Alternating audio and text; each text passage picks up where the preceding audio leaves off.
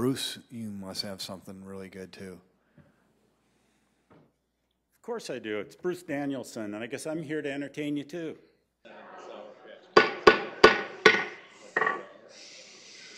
All right, good evening, everyone. Thanks for joining us this evening for our Tuesday, April 20, Sioux Falls City Council meeting. We'll go ahead and get things rolling by taking our roll, please, Tom. Council members Jensen. Here. Kiley. Here. Neitzert. Here. Selberg. Here. Sale. Here. Starr. Here. Brecky. Here. Erickson. Here. We have everybody here in person. It's been a spell since that's happened, so everyone's here. It's great. To give our invocation is Pastor Erica Varco with the Table Ministry. Erica, thank you for being here. I'd ask that you stand for her invocation and then stay standing for our Pledge of Allegiance, please. Well, thank you so much for having me. It's been a while, and I thought since I was here, it was the perfect time to tell you guys that my garage got broken into. Yeah, and they stole my limbo stick. How low can they go? Right? See, it's good to see all of you here and laughing. I watch enough meetings to know that sometimes a little comic relief is good, right? That's good. So. Okay, let us pray. Tonight we gather here and we ask for us all to bow our heads and pray for our city leaders. Grant them grace to face their unique challenges, everything from COVID to division and so on. Please give them insight into the needs of their communities and discernment to make decisions to lead this city well. We pray for these leaders that they will have guidable hearts. Help them to have a true sense of service.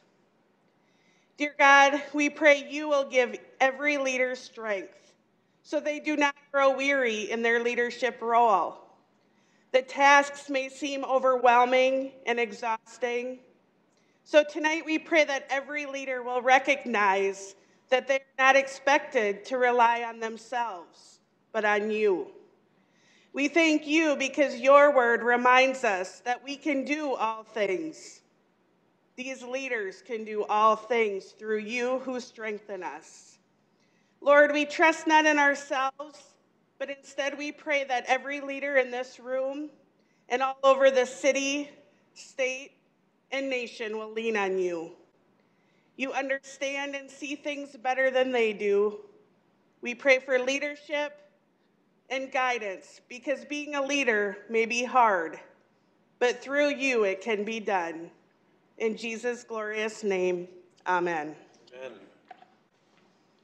I pledge allegiance to the flag of the United States of America and to the republic for which it stands, one nation, under God, indivisible, with liberty and justice for all.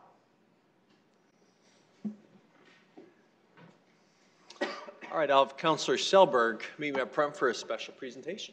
Which way are we going? Yes. You're welcome. Thank you. Call anytime you need anything.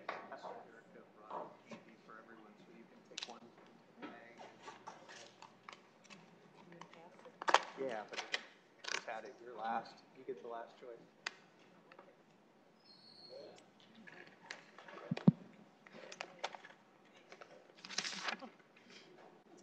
Well, good evening, everybody. As most of you may know, on occasion we like to recognize citizens that go above and beyond in our community, and we call this award by the City Council our Superhero Award. So we're happy to have Alicia Bell here tonight to receive her award, and just a quick reminder to those here and those at home, if you ever have somebody that you'd like to nominate, it's super easy. You go to siouxfalls.org, you click Superhero, and it's put in some words and get some people up here. It's always been a great experience.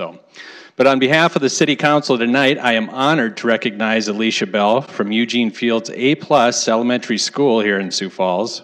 She is every student's biggest fan. This line from her nomination is a wonderful summation of why we honor Alicia tonight as a superhero. Alicia inspires her students with a calm and advocating approach to learning.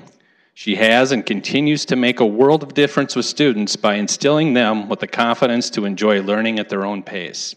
Alicia has been known to break down barriers, regardless of student background, to bring out her very best with a contagious smile. You going to show us the smile tonight? There we go. Perfect.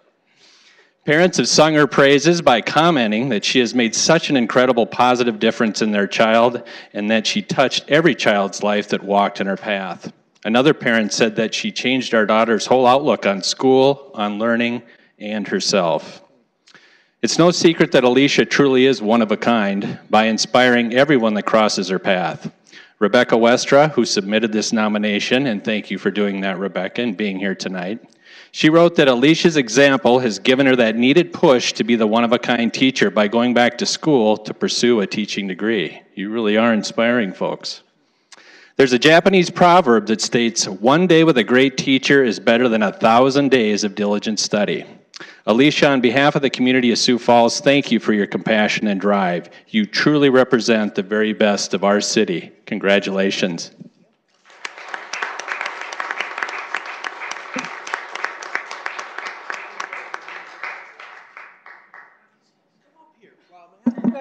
Yes, family, come on up.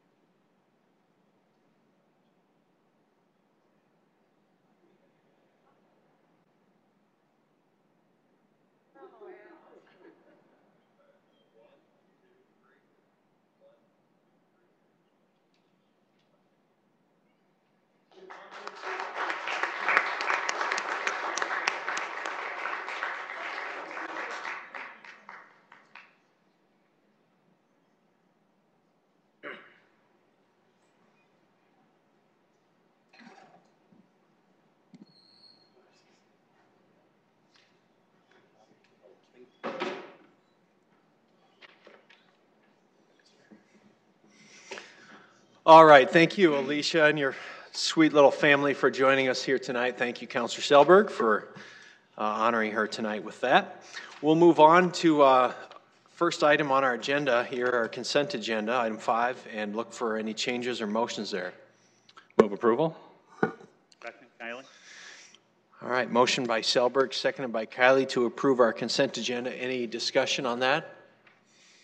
All right, let's take a vote on that, please. Council members Jensen. Yes. Kylie. Yes. Nitzert. Yes. Selberg. Yes. Sale. Yes. Starr. Yes. Recky. Yes. Erickson. Yes. That passes 8-0.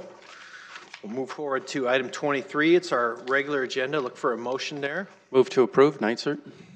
Second, Erickson. All right, motion by Nitzert, seconded by Erickson to approve. Councilor Nitzert. Yes, Mr. Mayor, I'd like to make a motion to amend by placing item 51 after item 36 and to delete the mayor as a sponsor for item 43, replacing with private applicant 416 LLC Brady Hyde. Second, Erickson. All right, motion by Nitzert, seconded by Erickson. Couple cleanup items there. Any discussion on those? All right, let's vote on the amendment, please. Council members Jensen. Yes. Kylie. Yes. Nitzert. Yes. Selberg. Sale. Yes. Starr. Yes. Recky. Yes. Erickson. Yes. All right, that passes 8-0. Main motion as amended. Any other amendments to make? No. All right, hearing none, let's take a vote, please. Council members Jensen. Yes. Kylie. Yes. Nitzert. Yes. Selberg. Yes. Sale. Yes. Starr. Yes. Recky. Yes. Erickson. Yes. All right, before we continue on with our agenda items, just want to review public input tonight for the meeting. For regular agenda items, comments are limited to 3 minutes unless the item is being presented for final adoption, in which case public input is limited to 5 minutes. For all regular agenda items, comments are limited to the agenda item under consideration at the time. And during general public input, comments will be limited to no more than 3 minutes per person. So we'll move on to our next item. Item 24, new 2021 retail wine and cider license for DeClick Sports Bar and Grill LLC, 114 North Indiana Avenue, with conditional use permit 13338-2020 being approved on December 2nd, 2020. Item 25, new 2020-21 retail malt beverage South Dakota farm wine license for Mermo Enterprises Incorporated, Casino 263301 East 26th Street, CUP not required. Item 26, request to add video lottery terminals with the new 2020-21 retail malt beverage South Dakota farm wine license for Mermo Enterprises Incorporated, Casino 263301 East 26th Street.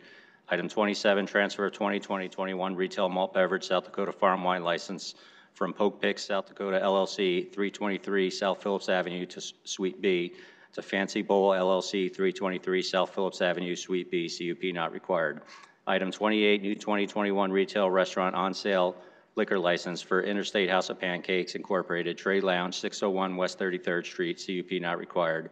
Item 29, new 2021 retail wine and cider license for Interstate House of Pancakes Incorporated, Trade Lounge, 601 West 33rd Street, CUP not required. Item 30, new 2020-21 retail malt beverage South Dakota farm wine license for Interstate House of Pancakes Incorporated, Trade Lounge, 601 West 33rd Street, CUP not required. Item 31, special one-day malt beverage license and special one-day wine license for the Sioux Falls Area Community Foundation to be operated at First Premier Bank, 500 South Minnesota Avenue for a fundraiser on May 6, 2021. Item 32, special one-day malt beverage license for Friends of the Big Sioux River to be operated at Serapa Place, East Parking Lot, 300 Serapa Place for the 605 Summer Classic on June 19, 2021. Item 33, special one-day wine license for the Zoological Society to be operated at the Great Plains Zoo and Delbridge Museum, 805 South Kiwanis Avenue for special events on May 6th and 8th, 2021. Item 34, special one-day liquor licenses for T-Slat Incorporated, JJ's Wine, Spirits, and Cigars to be operated at the Sanford Event Bar in 2510 East 54th Street North for wedding receptions on May 1st, 8th, and 29th, 2021. And item 35, special one-day liquor license for T-Slat Incorporated, JJ's Wine, Spirits, and Cigars to be operated at Open Space, 6212 South Pinnacle Place for a wedding reception on May 21st, 2021. Good evening, Jamie. Good evening, Jamie Palmer with licensing. I'm here to answer any questions that you may have on items 24 through 35, and I also would need to request a motion to withdraw item 31 per the applicant's request. They have decided to make a slight change to that, so we're going to withdraw that tonight if you will make that motion. Sounds good. Anyone from the public here to speak on any of these items tonight?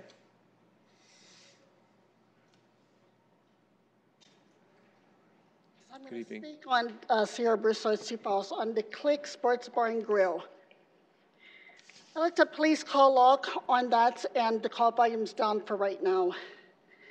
I know you're going to give her her wine license. There is criminal activity happening behind that wine license. I am working with the landlord of MG Oil to pull their lease up. So when their lease is up, they will not be renewed. I want you to understand, giving these people their liquor licenses and bar licenses and that, you need to do your homework, and you need to look at the call volumes for calls, because it does cost taxpayers money for calls for service at bars and clubs. I keep saying this forever and a day. As of right now, there's no police calls for service. Doesn't mean that crimes are being committed inside the location here. I am keeping an eye on the call volume for service on this location. Because of a person that is behind us that is a felon on a sex crime. I'm going to keep in mind that when these people come up for their liquor licenses, to do a thorough background check on stuff behind the scenes with these people. The law enforcement, these rich people, it's not only the rich people here that pays the taxpayers money here for calls for service, the poor people too has to pay taxes here. So it burdens everybody, not just one class of people here on liquor licenses, okay? I will keep you updated every 30 days on pulling up call logs for that place. I am out there watching at 1, 2 o'clock in the morning. This is a huge problem on sex trafficking, huge problem. I understand that y'all's hands are tied on this. Totally get it. But I wanted to make the applicant aware that's a victim herself in the hands of a pimp, that her lease will not be renewed. And so that business needs to be moved from out of that facility on Indiana. And I will make sure that NGO will do so when the lease contract ends. All right, thank you. Anyone else here to speak on any of these items tonight? All right. Councilors, look first for a motion to withdraw item 31. So moved, Jensen. Second, Brecky. All right, motion by Jensen, seconded by Councilor Brecky to withdraw that item. Any discussion there? All right, let's vote on that, please. Council members Jensen? Yes. Kiley? Yes. Neitzer? Yes. Selberg? Sale? Yes. Starr? Yes. Brecky? Yes. Erickson? Yes, sorry. All right, that passes 8-0. Now look for a motion to approve items 24 through 30 and 32 to 35. So moved, Kylie. Jensen, seconds. All right, motion by Kylie, seconded by Jensen. Excuse me on that. Any discussion on those items? All right, hearing none, let's take a vote, please. Council members Jensen, Yes. Kiley, Yes. Neitzer. Yes. Selberg. Yes. Sale. Yes. Starr. Yes. Brecky. Yes. Erickson. Yes. That passes 8-0. Move on to item 36. Item 36, second reading, an ordinance of the City of Sioux Falls, South Dakota, providing supplemental appropriations, general transfers to sales use tax fund, $10,650,000, parks, $6,650,000, highway and streets, $4 million, health, $500,000, sponsors the mayor. Good evening, Sean. Good evening, Council. It's my honor to come before you here today for the second reading of this supplemental appropriations ordinance for Phase 1 of the City of Sioux Falls, the Sioux Falls for All investments. The ordinance, as described, appropriates $10.65 million from the general fund to the sales tax fund to cover the city's portion of the various capital-related investments. The ordinance appropriates $19.55 million, which includes the city's contribution as well as the private contributions to various projects, including Jacobson Plaza at Falls Park, the expansion of the African exhibit at Great Plains Zoo, development of Hayward Park, the design of River Greenway Phase 3, and additional investment into the city's arterial street expansion program. Finally, the ordinance appropriates $500,000 for Operation Hope Fund to help remove barriers in accessing and helping individuals access next-level care for those seeking assistance with mental health through the link. This is an appropriations ordinance. It's a money ordinance. And as finance director, I like to remind people that it's always about the money. It's a little ironic that the culmination of all these discussions is really an appropriations ordinance. We've been talking about this since December as a council with you individually. We've had informational sessions on these various projects. And it's hard not to comprehend the impact that these projects will have for this community. And while we've been talking about it for a long time, I still remember meeting with zoo board members a couple years ago talking about the African exhibit expansion and how they wanted to move forward with it and had already raised some money, but we just hadn't quite got there yet. So these projects have been years in the making. There's a lot of people who have contributed their resources, but most of all their time and energy and passion to this. We appreciate the opportunity to help bring this forward and look forward to hopefully your support with this. If you have any questions, be happy to answer them, or there are various individuals here present who would be able to assist as well. Thank you. All right, thank you, Sean. So anyone from the public who wants to speak on these items can come on up. Just a reminder that unless a counselor calls on you, this would be your time to speak on it if you're here to represent any of these initiatives. So come on up. Come on up, young man. Thank you, Mayor. Dave Knutson. I was co-chair with my wife Dee on the zoo's fundraising campaign for the African or Lions exhibit. I looked on my email to date, and it was May of 2018 that we started that campaign. We were a chamber-approved drive. There were a couple of estates the zoo had received, but we basically raised about $5.4 million in the first year. Then we had kind of a dead year with the COVID and everything else, and we were $2.8 million short. I then went to some key people, close friends, and raised another $1.4 million, subject to being matched by the city council. And so this is a great night for me and for Dee and for the zoo in Sioux Falls, I think, because this is a great project, continuing the role that the zoo has been on, from the rhinos to the monkeys to the bears and now lions. And so I just want to say thank you very much. And it's roughly a 5-to-1 match from the private fundraising to the city's contribution, and it's a great project. Thank you. Thank you, Dave. Anyone else here to speak on any of these items in this ordinance here? All right, not seeing any, so we will move to any questions the council may have for any of the folks represented here or for Sean on the items.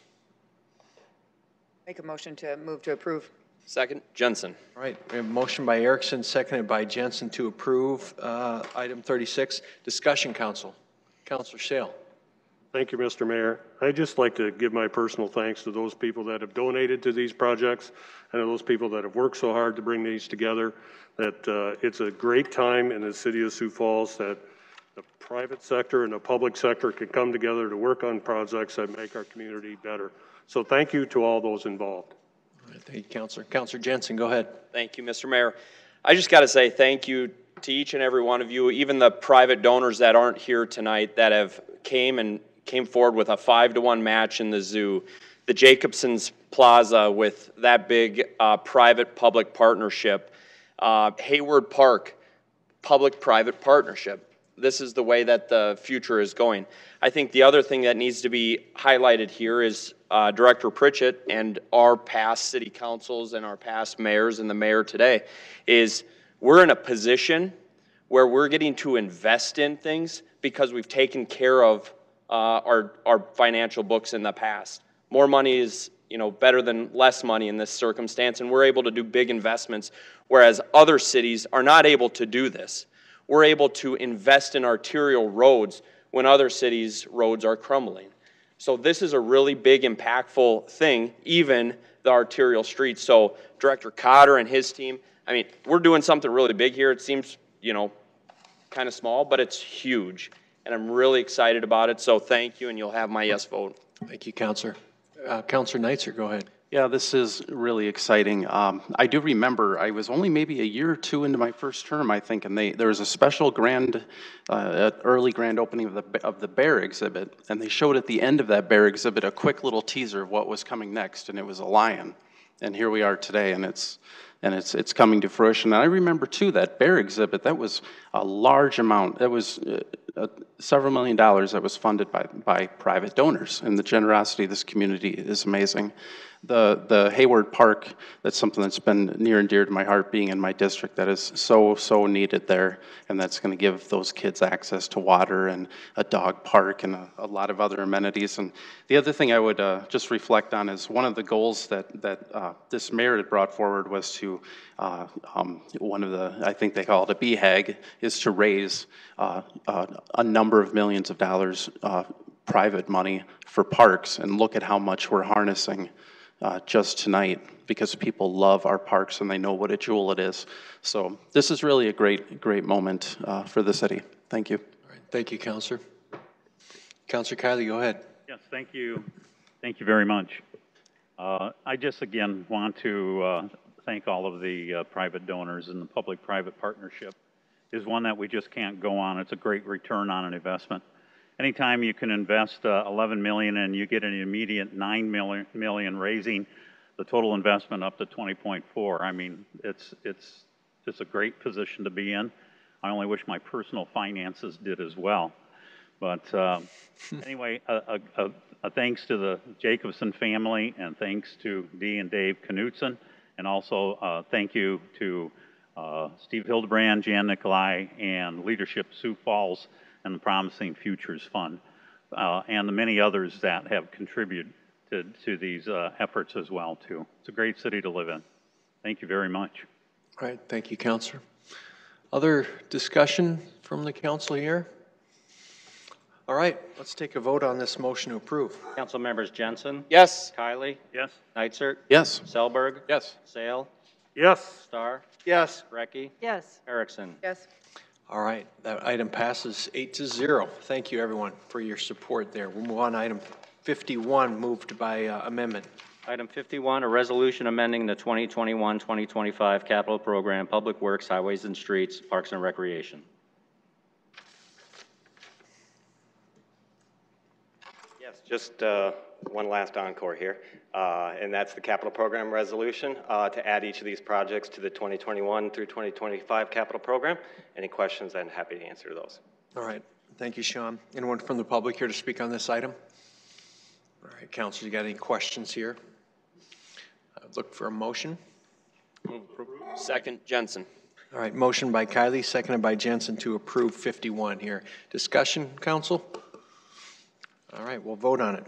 Council members Jensen? Yes. Kiley? Yes. Neitzer? Yes. Selberg? Yes. Sale? Yes. Star? Yes. Brecky? Yes. Erickson? Yes. That item passes 8-0. Item 37, please. Item 37, second reading, an ordinance of the City of Sioux Falls, South Dakota, authorizing the mayor to enter into a conditional gifting and naming agreement for a future cash gift for the redevelopment of a portion of Falls Park between the City of Sioux Falls and the Sioux Falls Area Community Foundation. Sponsors the mayor. Good evening, Don. Good evening, Mayor, City Council. Don Kearney with Parks and Recreation. This item would authorize an item we just talked about that would approve the gifting and naming agreement for the Jacobson Plaza at Falls Park. As a reminder, the project will consist of an all-inclusive playground, a refrigerated ice ribbon, and support facilities for those two major investments. As a reminder, this is an agreement between the Sioux Falls Area Community Foundation and the city. The proposed gift would be $2 million in private funding provided by the Jacobson family, $2 million in city funding for a total of $4 million for the entire project as estimated. The proposed gifting agreement, some of the conditions in that agreement include the city designing, bidding, and constructing the proposed improvements, city owning and maintaining the improvements for the useful life. A replacement fund would be established by the Jacobsons at the Sioux Falls Area Community Foundation, and the project site is to be known in perpetuity as the Jacobson Plaza at Falls Park, as you see in the exhibit to your right. As a reminder of where we've been with this project, the Park Board unanimously recommended approval back in February. We're at our second reading tonight. We'll start design as soon as funds are available this summer.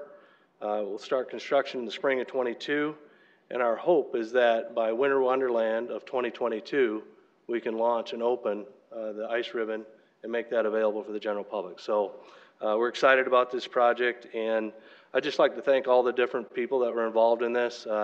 They say it kind of takes a village. Well, Mayor Tenhaken was involved in working with the donors, sitting down to them, talking about that project and helping to sell the idea.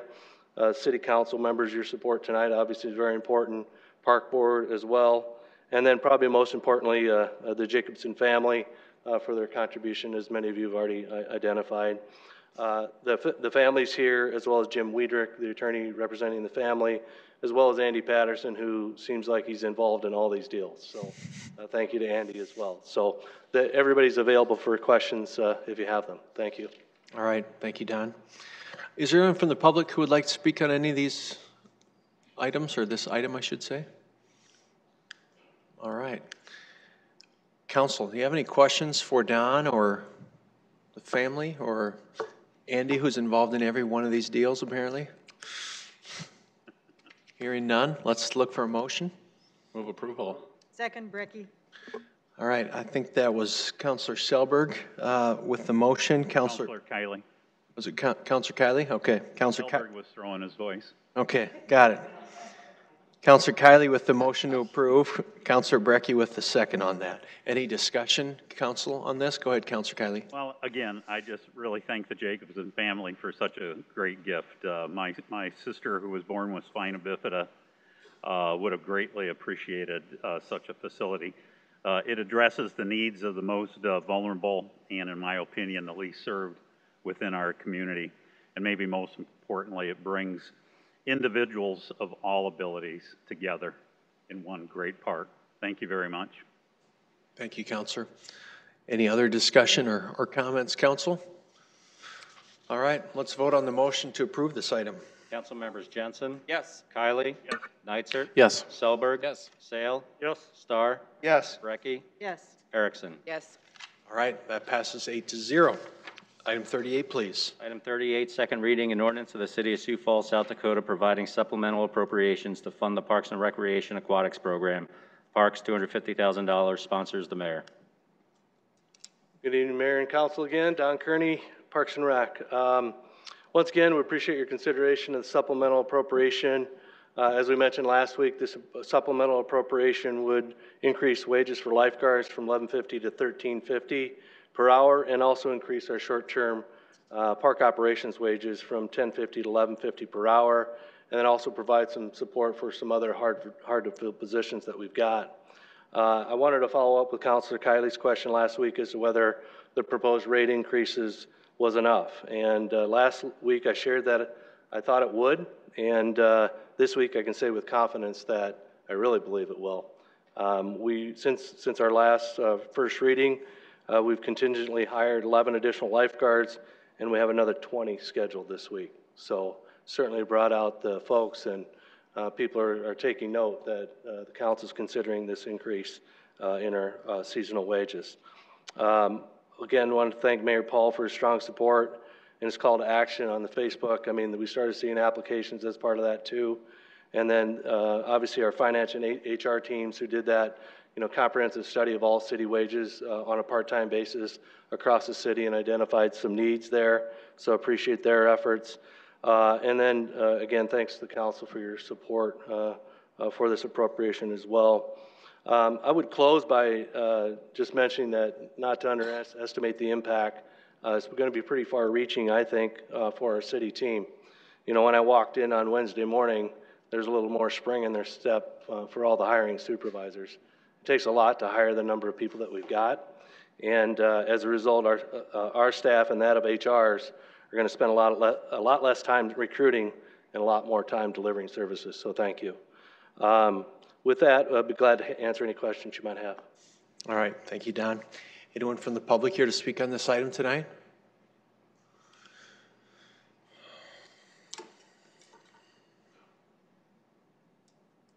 Sarah Bruce, I don't know, you're not going to like what I have to say about this, but we need to make sure that when we have enough money for these employees, that we make enough money to do thorough background checks on employees at the Aquatic Center. I'm not going to go into details on the hiring process, but I think we can spend a little bit of money of $44 and do a thorough background check so we won't have any more incidents at the Aquatic Center and some swimming pool issues with employees that have warrants from out of state.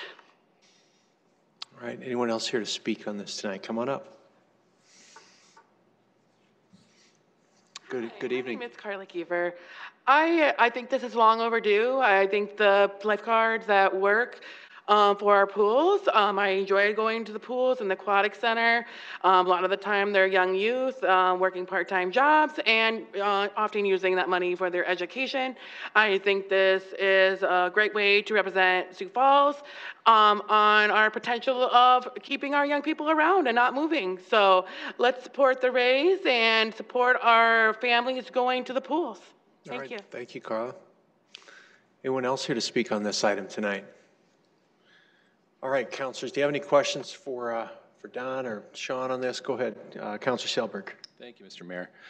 Director Carney, you and I visited about this a little bit last week, but maybe for the public too, just a little bit. So this isn't probably going to be just a one-time thing. Obviously, this is something that needs to be done for the future. So as the budget comes up for next year and that, some of these positions that we've identified need a boost. This will probably be coming for good. Yeah, as I mentioned in my email to you a while back, is that, Sean and the HR team really looked at this as a comprehensive approach. We're really targeting in 2022 to really take a hard look at that. But given the circumstances, we had to advance some of those initiatives now. But I know Sean and the HR folks are really looking at this as more of a long-term, how do we stay the course and keep pace so that we don't fall behind. Great. Thank you. Other questions for Don while we got him up here? All right, look for a motion on this item. Move to approve. Kylie. Jensen. All right, motion by Kylie, seconded by Jensen. Any discussion here, council? All right, let's take a vote on it, please. Council members Jensen. Yes. Kylie. Yes. Heitzert. Yes. Selberg. Yes. Sale. Yes. Starr. Yes. Brecky. Yes. Erickson. Yes. That item passes 8-0. Next item, please. Item 39, second reading, an ordinance of the City of Sioux Falls, South Dakota, authorizing the mayor to enter into agreement for use of public parking facilities with Sioux Falls 2 FGF LLC, sponsors the mayor. Good evening, Matt. Matt Nelson, Public Parking Facilities Manager. For anyone watching at home, I know all of you know this. This is on the agenda because it is a lease that extends over 1 year. It's to lease an entire parking lot that is 28 spaces at the current market rate of $60 per month. It is a 4% annual increase effective the first of every year, and this lease will run until July 31st of 2027. And I'm here to answer any questions you may have. All right, thanks, Matt. Anyone from the public who would like to speak on this item? Councilors, any questions for Matt here? Move approval. Heitzert. Second, Kylie. Motion by Nitzert, seconded by Kylie to approve item 39. Any discussion here? All right, we'll vote, please. Council members Jensen, Yes. Kylie, Yes. Nitzert, Yes. Selberg, Yes. Sale, Yes. Starr, Yes. Brecky, Yes. Erickson. Yes. That passes 8-0. Item 40. Item 40, first reading, an ordinance of the City of Sioux Falls, South Dakota, rezoning property located at 1200 to 1202 East 6th Street from the RT1 Single Family Residential Traditional District to the RT2 Townhome Residential Traditional District number 13884-2021, and amending the official zoning map of the City of Sioux Falls. Planning Commission recommends approval 5-0. Recommendation, set a date of second reading for Tuesday, May 4th, 2021. Private applicant, Brandon Ness. Evening, Jason. Good evening, Mayor, City Council. Jason Bieber representing Planning and Development Services. This is an application by Brandon Ness. The owner is Avenue 22 LLC. It's located at the northeast corner of East 6th Street and North Cliff Avenue. It's about 0.09 acres in size. Purpose of this rezoning is to match the correct zoning with the current use of the property. It's been a 2-unit converted house for some time. All right, thank you, sir. Anyone from the public who would like to speak on this item? All right, councilors, you got any questions for Jason here? Move approval. Second, Brecky. All right, motion by Selberg, seconded by Brecky to set a date of second reading for Tuesday, May 4. Any discussion on that? All right, hearing none, let's take a vote. Council members Jensen, Yes. Kylie, Yes. Nitzert, Yes. Selberg, Yes. Sale, Yes. Starr, Yes. Brecky, Yes. Erickson. Yes. That passes 8-0. Next item, please. Item 41, first reading, an ordinance of the City of Sioux Falls, South Dakota, rezoning property located at 5800 East 26th Street from the O Office District to the S1 General Institutional District number 13886-2021, and amending the official zoning map of the City of Sioux Falls. Planning Commission recommends approval 5-0. Recommendation, set a date of second reading for Tuesday, May 4th, 2021. Private applicants, Earhart, Griffin and Associates, Damian Grable. The applicant here is Damian Grable. The owner is Dolly Farm Legacy LLC. It's located at 5800 East 26th Street, just northeast of the new Casey's store out there. This parcel is 0.63 acres in size. The purpose of this rezoning, it'll be combined with that S1 parcel to the south for future development. All right, thank you, sir. Anyone from the public would like to speak on this one tonight? All right, councilors, you have any questions here? Move approval. Second. All right, motion by Selberg, seconded by Nitzert to set a date of second reading for Tuesday, May 4. Any discussion on that? All right, hearing none, let's take a vote, please, Tom. Council members Jensen, Yes. Kylie, Yes. Nitzert, Yes. Selberg, Yes. Sale, Yes. Starr, Yes. Brecky, Yes. Erickson. Yes. That passes 8-0. Next item, please. Item 42, first reading, an ordinance of the City of Sioux Falls, South Dakota, rezoning property located at 1308 East Dyke Drive from the C2 Commercial Neighborhood and Streetcar District to the I-1 Light Industrial District, number 13945-2021, and amending the official zoning map of the City of Sioux Falls. Planning Commission recommends approval 5-0. Recommendation, set a date of second reading for Tuesday, May 4th, 2021. Private applicant, RCM Services Incorporated, Paul Reynolds. The applicant here is Reynolds Construction Management. The owner is Granite Valley Holdings LLP. It's located north of I-90 and east of North Cliff Avenue on Dyke Drive. It's about 0.77 acres in size.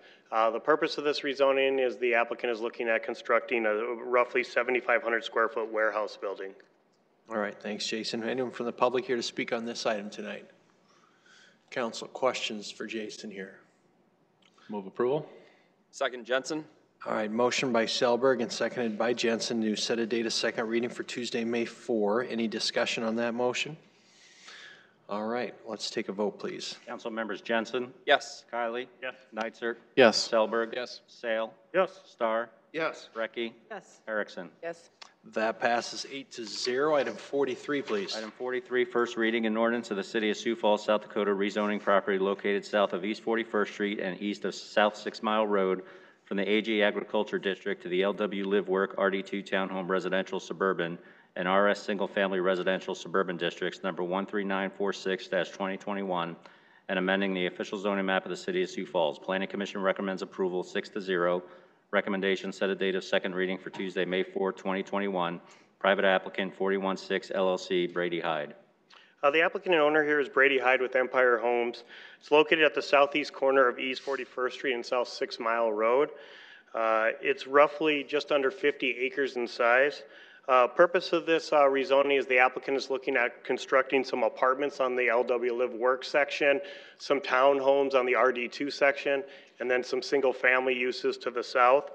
We did have some concerns from the existing rural residential neighbors to the north and east. Their concerns seem to have to do with the apartments and future traffic concerns of 41st and 6 Mile. Just to give you a little frame of reference, our comprehensive plan that was done in 2009 did identify this intersection as a neighborhood employment center.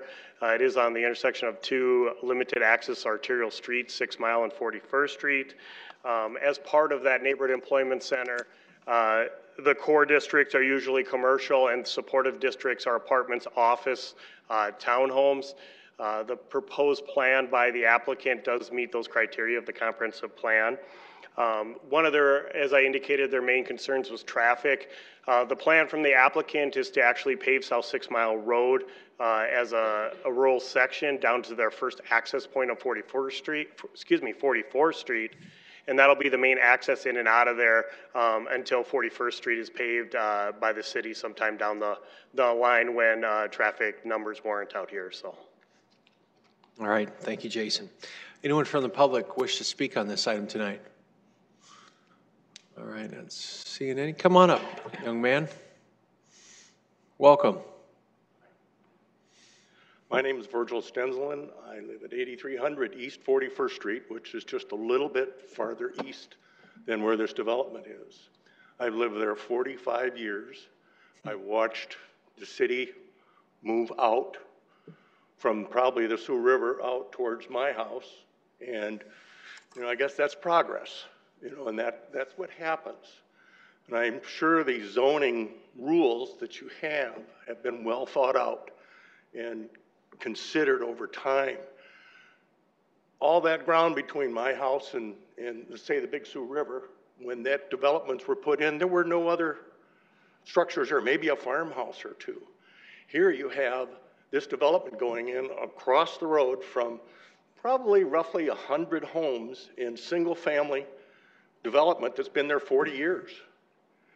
And yet you're still continuing to do the same zoning rules that are required. And I understand, got to have rules.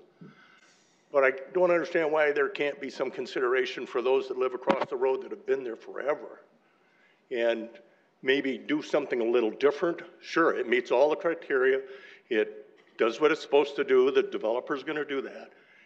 It's just a little confusing as to that there can't be something that could be considered different.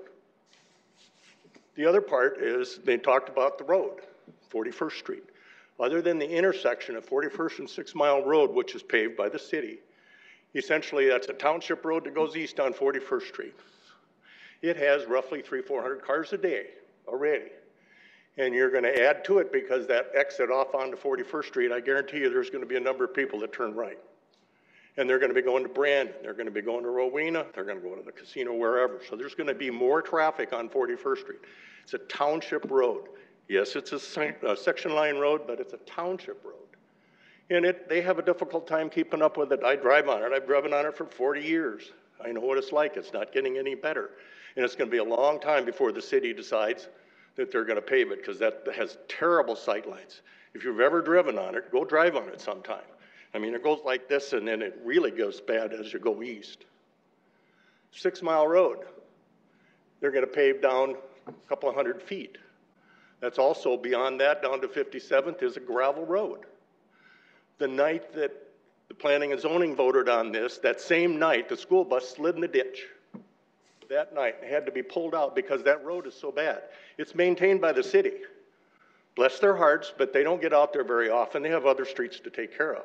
But this is still a gravel road. So you got people coming out on 41st. How many people are going to turn left and go down to 57th Street instead of going all the way up and over and down? There's going to be a lot.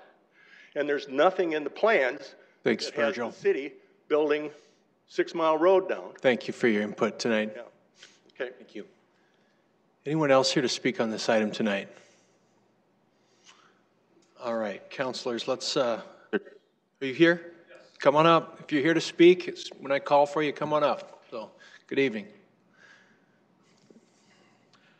Good evening, counselors, mayor. My name's Chris Volsky. My wife Angie and I live on 3109 Matt Road, just to the northeast of the proposed rezoning of Pine Hill Addition.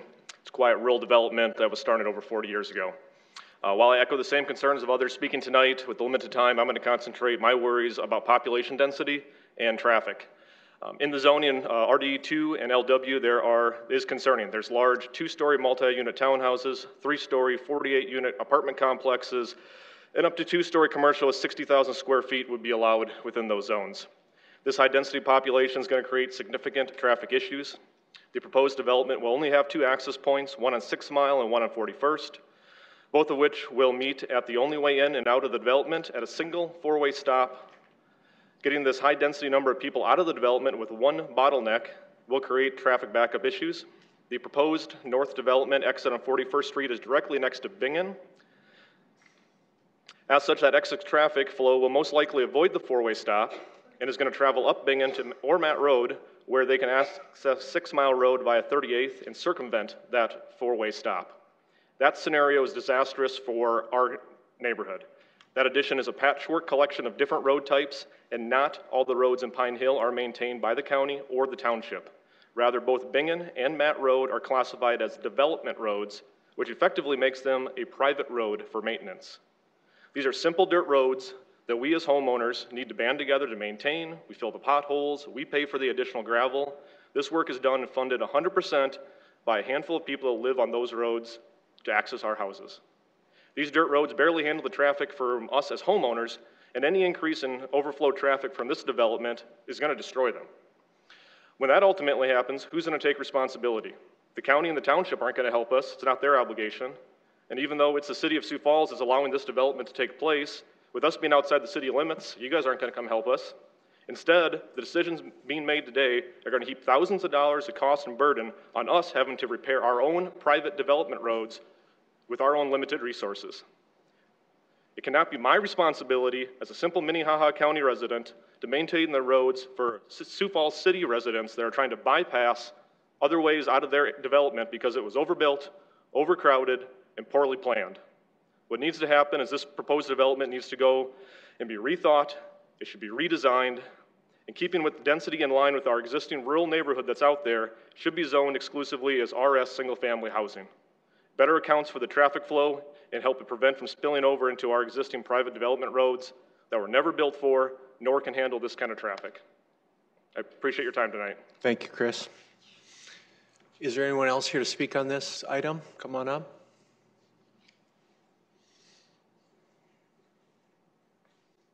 Good evening, welcome. My name is Vicki Anderson. I actually live directly across from the development at 7800 East 41st Street. It's directly north of the proposed Split Rock addition. Do have comments also on the roads. This does appear to be a multi-unit project, denser zoning than anything else that's within the area. In addition to the 11.5 acres of live work that's directly across from us that allows for retail, offices, and apartments. The last hearing we were at stated that that's typically not the use of that type of zoning. However, it does allow for commercial type development directly across from our home.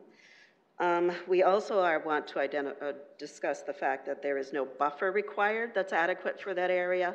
The statement at the last hearing was that the arterial road of 41st Street should be considered buffering against the rural area, that could be up to a 7-lane road, which is right now a 2-lane gravel road, which has already been discussed, how inadequate that is, and again, directly across from our home. The type of zoning that's proposed would negatively impact the value of our property, directly and others within the area. It really is in direct conflict with the Code of Ordinance purpose of protecting the existing property owners against proposed usage. Also, this was compared to Dowley Village, which is up on Highway 11. That type of buffer is existing there. It's significantly greater than what we proposed here against the residential neighborhood there. Also, to identify that in the annexation notes that were discussed, it's indicated that there's no monetary improvements planned for the next 6 to 15 years for this particular area. Again, going back to the roads. Another issue that we would like to raise that was not addressed in the previous meeting, or was raised in the previous meeting but was not responded to, was related to East 41st Street and Marana Street, and whether or not these were intended to be dead-end roads or if the adjoining homeowner was contacted. This again is another question of safety, as that should be a cul-de-sac if that is a dead-end road, and that's not addressed. Continuing on that, there's the safety of the pedestrians in the area. This again, gravel roads. One, basically a mud road that really will need a base to be redone before you could actually pave it. There is no place for individuals to walk other than on the road itself. We would like to make sure that our concerns are addressed. We're asking that you take those into consideration and that we do have a meeting to discuss this further, if that is possible, and really take into consideration the safety, the roads, and our concerns of our property value out in this rural area. Thank you. All right, thanks, Vicki. Anyone else here to speak on this one tonight? All right, last call, not seeing any. We'll move on to questions. Council, you have any questions for Jason? Councilor Neitzer? Yeah, I do have a question, and right out of the gate, these are always difficult when, as a city, we're starting to push up against these rural subdivisions, because most people that have moved to them moved because they wanted the rural character, and now we have the city kind of coming up alongside of them. Jason, as far as the roads go, you mentioned, is Brady going to do, is he going to fund the extension going south to 44th Street? Is that what you said? I believe the applicant is going to pave that as a rural section. We currently have 6 Mile Road going from 41st Street to 57th Street in the 2025 CIP. Just to give you a little frame of reference with that, though, we have from Veterans Parkway on 57th Street to 6 Mile. That is shown in the 2022, but I believe we're doing that this year. So depending on the traffic, if it gets significant traffic on 6 Mile, this project could be moved up. If you've been out there, there's significant building, especially to the west of here with the new schools. So I would assume 6 Mile would probably be paved from 41st Street down to 57th, and then 57th would be paved from 6 Mile all the way over to Veterans Parkway within the next 2 or 3 years. Okay, what's the outlook on 41st Street, did you say? That currently is not in the CIP. Just because there's not a lot of development to the east. We do have on 6 Mile, obviously, we have development to the north and then to the south. So that's really where they're concentrating the next phase and the next construction of an arterial street. So. Okay, thanks. Other questions for Jason? Councilor Erickson, go ahead. Just going off the road questions, we heard a lot about private roads. Which of these roads are true private roads? I thought they were township roads, which would not make them private. Or what am I missing? Well, 41st Street, currently, since it was annexed, I believe we've annexed that into the city. So I believe that is now a city street, city road. Private streets within the development are the ones that are classified as a place. You can see, I think it's called 10 Gate Place. Those two are privates. Marana and 41st Street, those would be public streets. Those are dead-ended to the east. Really what they're trying to do is when they do this development, we want to make sure there's connectivity to the east for future development over there. If we don't allow connectivity, then I know the property owners at this time don't want to come in and don't want to develop, but future developments won't have a way to get over to 6 Mile Road for us. But it was stated earlier by the gentleman that that all of these people will be driving on their private roads. None of those are private though, right? They're township roads. I just want to make sure I understand. Sure. I believe what the gentleman was saying was, if you look at this map, the roads to the north of here, those are township roads. South Matt Road, those are in the county, those are township roads. But not private roads. So they're the not private roads. The township and the correct. county are held responsible for. That's not true. I apologize for speaking with Sir, you do not have the floor right now. And maybe I know it's outside of city limits, those roads are, so I somebody believe. else's. Okay, I just, yep. I'll follow up and figure that out. I just want to make sure that, I mean, it's my understanding if it's a private road that not just anybody can drive on it. It's a private road, private access, and so folks would not be able to be on that. Talk to me a little bit about the plan for 41st Street with it being ungraveled and being in shoddy shape based on the previous speakers. What's the plan to maintain that and make sure that there's safe driving conditions for folks going both directions. Sure. The plan for this development, with him doing 6 Mile Road first, obviously then he's going to probably construct 44th Street. So that'll be his first paved road. Then I would assume Brady would concentrate on Block 1, the live work district, to do the apartments.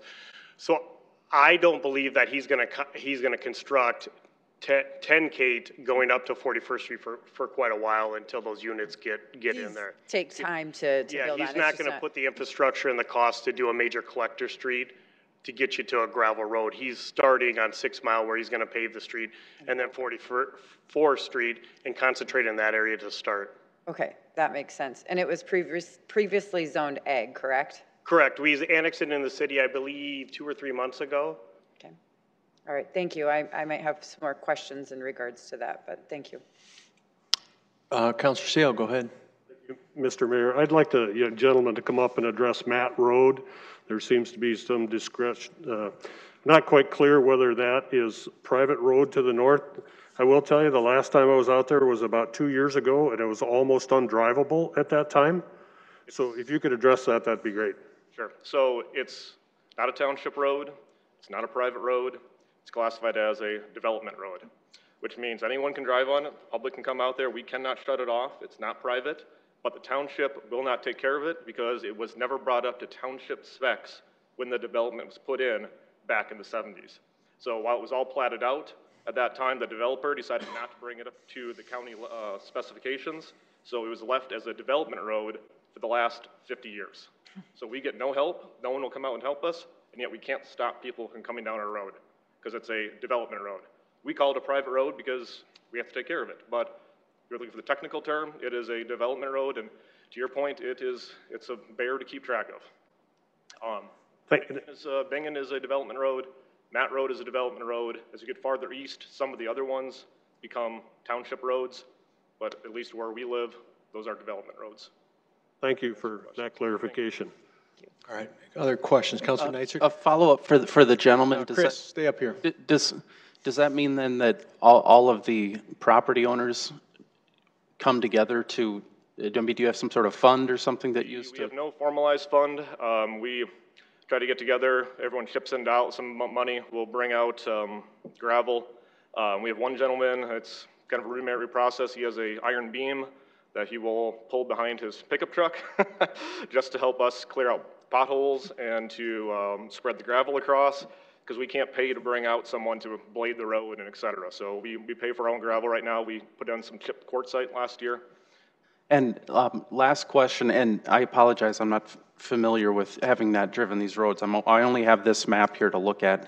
Would there be, at least from what I see, I don't know if there'd be a reason why if I lived in this new development that I would have anywhere to go driving on your roads versus just taking 41st or 6 Mile. Gotcha. Why would I drive into your neighborhood? So if you look at that, everything of bottleneck there at 6 Mile and 41st, that is a 4-way stop. The zoning commission said they have no plans of making that anything else other than a 4-way stop. When you're trying to get that population density with the townhouses and the apartments out of there, people take the smallest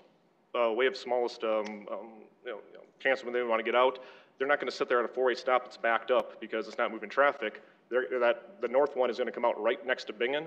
Bingen's going to get the worst of it. I'm not going to get the worst of us on Matt. Bingen's going to get destroyed because they're going to come out right by Bingen. You can zip up Bingen, head over on 38th, and you can avoid that 4-way stop. That's my concern. You're going to have people flying through Bingen and over because that 4-way stop is going to be backed all the way up, trying to get 300 cars out during rush hour. Okay, I follow. Thank you. Yeah. So, and I apologize for that outburst.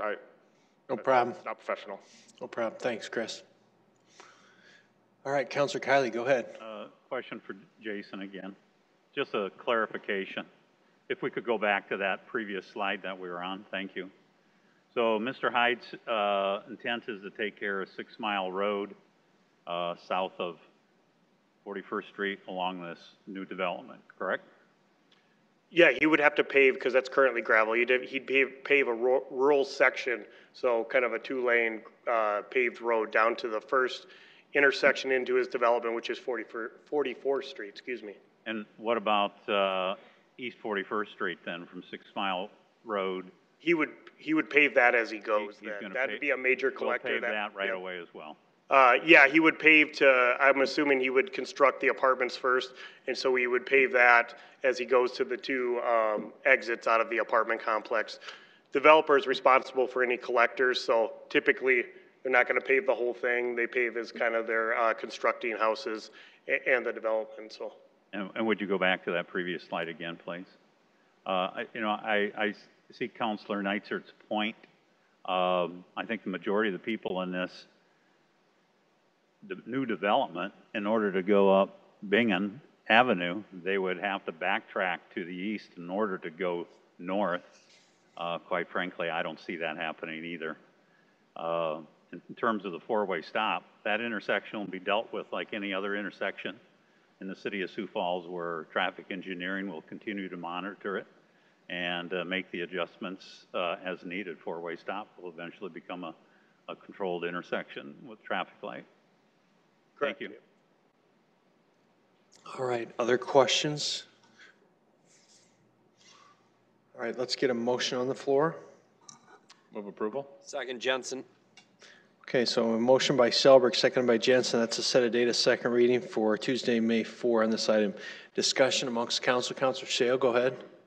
Thank you, Mr. Mayor. Just to address a few of my concerns on here, the city's coming, and we sit here and try and do the best that we can as councilors for those people that have been out there for a long time.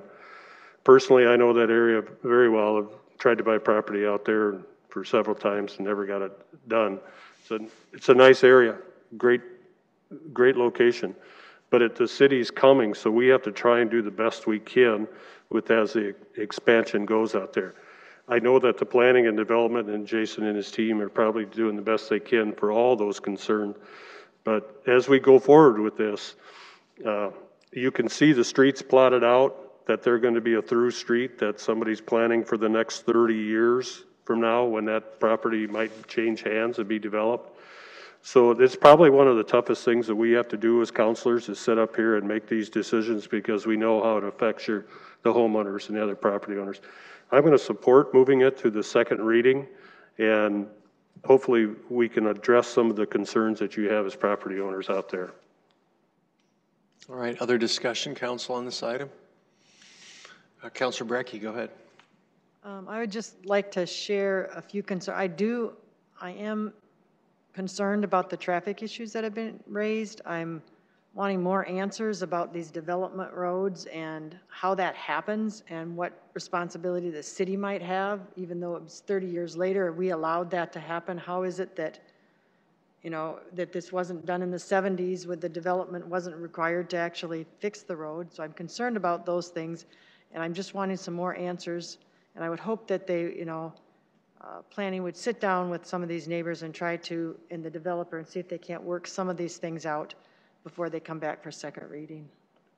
All right, thank you, Councilor. Any other discussion? Councilor Erickson and then Councilor Kiley. Just for further clarity, the roads that we were talking to on the other side, those were never city roads, nor was the city ever involved in that. So I just don't want blame put on the city for that because they're in the county, and the ball dropped within the county, the township, and whoever that developer was. And I really hope that there can be some sort of resolution to that. I'm certain you don't want to be annexed, but maybe you do. That would certainly solve some of those problems. But I just want to make sure that this was not a city-led slip up for those roads happening that way. It was certainly done long before the city ever came out to that way. So just for clarity. Councilor Kiley? I was just going to echo some of that too. The city's not responsible for what has happened or in the development to the north of this proposed project. That's unannexed land. It's not part of the city of Sioux Falls, so they don't have anything to do with the condition of their roads or the existence of the development or their roads. Thank you. All right, thank you, Councilor. Councilor Brecky? Just want to thank my fellow council members for clarifying that for me. Still is of concern, and maybe if it is an annexation issue, I mean, maybe that is something that the residents might want to consider. But I do thank you for that clarification because that was very troubling to me. Other discussion here? Councilor Neisert? Just maybe one real quick.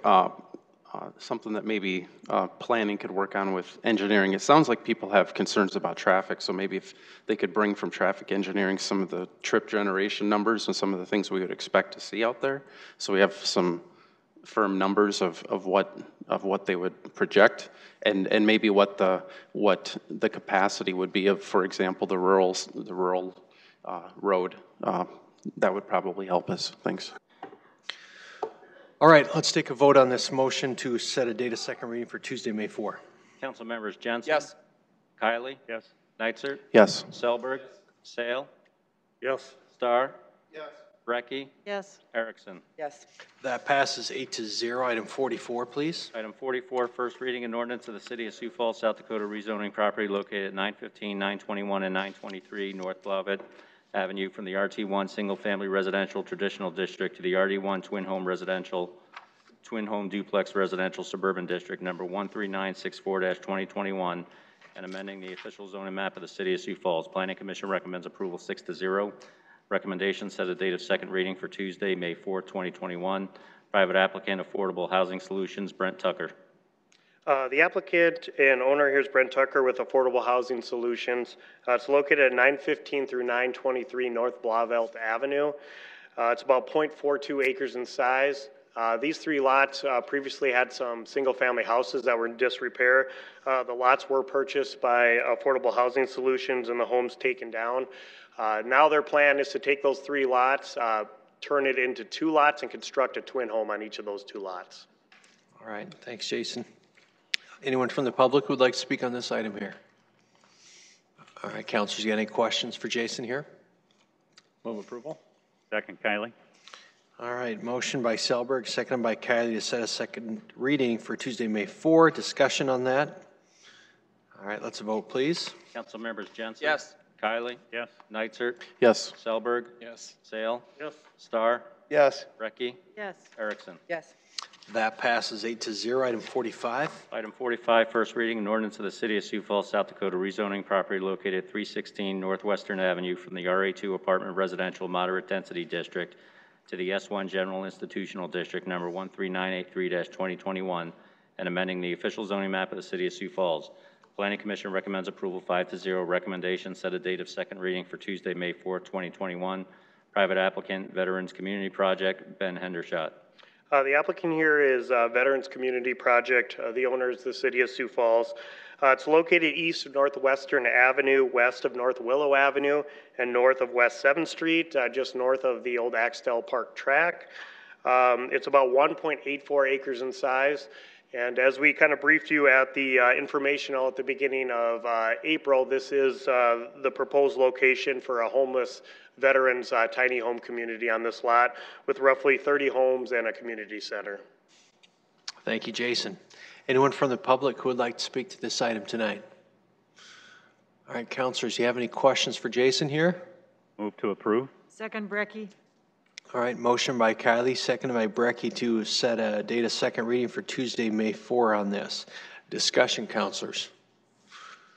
All right, let's take a vote, please. Council members Jensen? Yes. Kylie? Yes. Neitzer? Yes. Selberg? Yes. Sale? Yes. Starr? Yes. Brecky? Yes. Erickson? Yes. That passes 8-0. Item 46. Item 46, first reading, an ordinance of the City of Sioux Falls, South Dakota, rezoning property located at 617 East 29th Street from the RS Single Family Residential Suburban District to the RT1 Single Family Residential Traditional District, number 14012-2021, and amending the official zoning map of the City of Sioux Falls. Planning Commission recommends approval 5-0. Recommendation set a date of second reading for Tuesday, May 4th, 2021. Private applicant, Brooke Van Gundy. The applicant and owner here is Brooke Van Gundy. It's located at 617 East 29th Street, just east of St. Mary's Church. It's about 0.15 acres in size. The purpose of this rezoning is we're looking at getting the correct zoning. This lot is less than 50 feet wide. So. All right, thanks, Jason. Anyone from the public here to speak on this one? Councilors, got any questions here? Move to set a date of hearing for Tuesday, May 4th, 2021. Neitzer. Second, Erickson. All right, and that's to set a date of second reading. Correct. Not a hearing, correct? Yeah. Thank you. All right. Motion by Neitzer on that, seconded by Erickson. Any discussion there?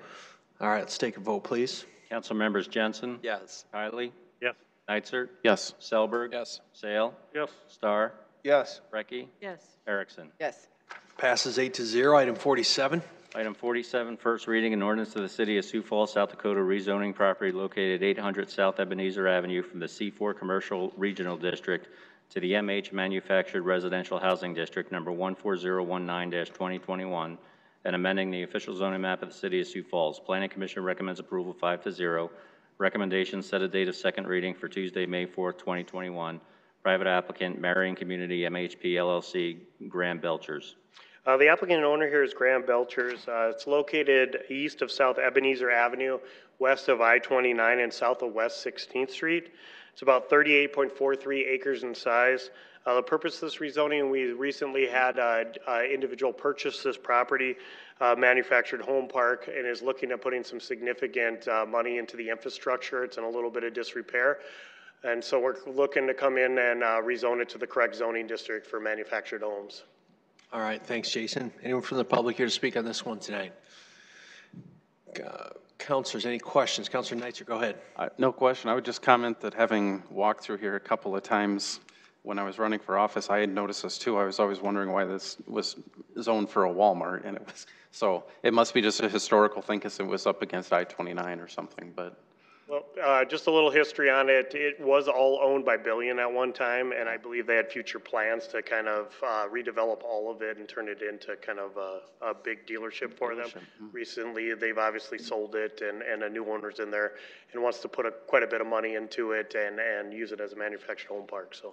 Okay, very good. I'll move to set second reading for Tuesday, May 4th, 2021. Second, Erickson. All right, motion by Neitzer, seconded by Erickson on that. Any discussion, council? All right, let's vote on that one, please, Tom. Council members Jensen. Yes. Kiley. Yes. Neitzer. Yes. Selberg. Sale. Yes. Star. Yes. Recky. Yes. Erickson. Yes. That passes 8-0. Item 48, please. Item 48, first reading, an ordinance of the City of Sioux Falls, South Dakota, rezoning property located north of West Benson Road and west of North Marion Road from the PO-PUD pedestrian-oriented PUD district to the RA1 apartment residential low density and RA2 apartment residential moderate density districts, number 14007-2021, and amending the official zoning map of the City of Sioux Falls. Planning Commission recommends approval 5-0 with the following condition. Require one evergreen tree every 40 feet with a deciduous tree between each evergreen tree along the northwest property line that abuts the RD1 twin home duplex residential suburban district. Recommendation set a date of second reading for Tuesday, May 4, 2021. Private applicant, Creston Capital Holdings, Erica Mullally. Mr. Mayor, go ahead, pursuant to 30.017, I'm going to recuse myself. All right, Councilor Jensen is recused. Go ahead, Jason. The applicant here is Erica Mullally. The owner is Van Buskirk's Companies. It's located at the northwest corner of West Benson Road and North Marion Road. It's roughly 19 acres in size. The purpose of this rezoning is the applicant is looking at rezoning the center 12 acres and the south 12 acres to RA2, which allows the 3 stories and 48 units per building. And then the western portion of the 7 acres on the west portion adjacent to the existing twin homes on Yukon Drive as RA1, which would allow the maximum size of 2 stories and 24 units per building. Just to give you a little history on this, this thing was owned, the Hazeltine Planned Development District back in 2007, which allowed various retail, office, apartment uses. As part of the Shape Places Ordinance Amendment in April of 2014, it was rezoned to a pedestrian-oriented PUD.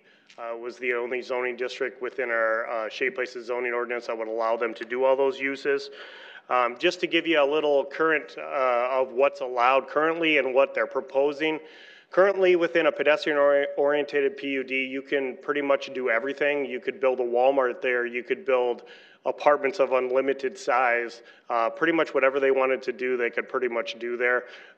Staff felt though with them not kind of working as a whole development, starting to piecemeal it off, it was probably better just to rezone it instead of doing a planned unit development there. What the applicant is proposing, the RA1 and RA2, would limit it to the 48 units and 3-story in that center and south portion, and then would limit on the west portion to 24 units and 2-story. So a significantly less uses are allowed with the proposal than what currently is allowed within the zoning district. Just to give you a kind of an idea of what currently could be built there, this is the apartment complex at 57th and Sycamore, the largest apartment complex in the city of Sioux Falls. It's 153 units on 4 stories. They currently could put that there right now. With the proposed zoning, they could not. Another example is University Hills. That's a 4-story, 122 units per building. That could be constructed there right now. With the proposal, they could not. Just to give you an idea of the density of this, based on the concept plan, there's roughly 426 total units in 17.7 acres. That's what the applicant's proposing. University Hills, the one on the right, is about 479 units in 7.78 acres. And they could do that right now on this parcel. So significantly less density than what currently is allowed by the zoning ordinance. We did have neighborhood concerns, including traffic, noise, home value reduction, and crime at the Planning Commission meeting, and also the applicant did hold a neighborhood meeting out there.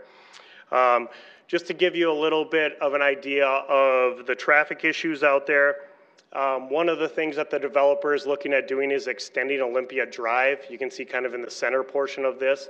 That would be a new street. That would be a major collector street that would connect Yukon Trail to West Benson Road. That would pretty much be the main traffic area that the apartments would utilize. They would go up Yukon to the north and then out to Yukon Trail to Marion Road. Currently, traffic does not have an issue with just them using that access. However, as part of the development plan, our traffic engineering department is going to request that they pave West Benson Road over to Olympia Drive to give them a second access out of there. That will be something that we will be requesting the developer to do. So I'd be happy to answer any questions. All right, thanks, Jason. Is there anyone from the public who would like to speak on this item? Come on up.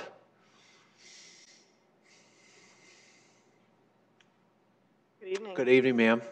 Thank you for City Council members for hearing my concerns about this project.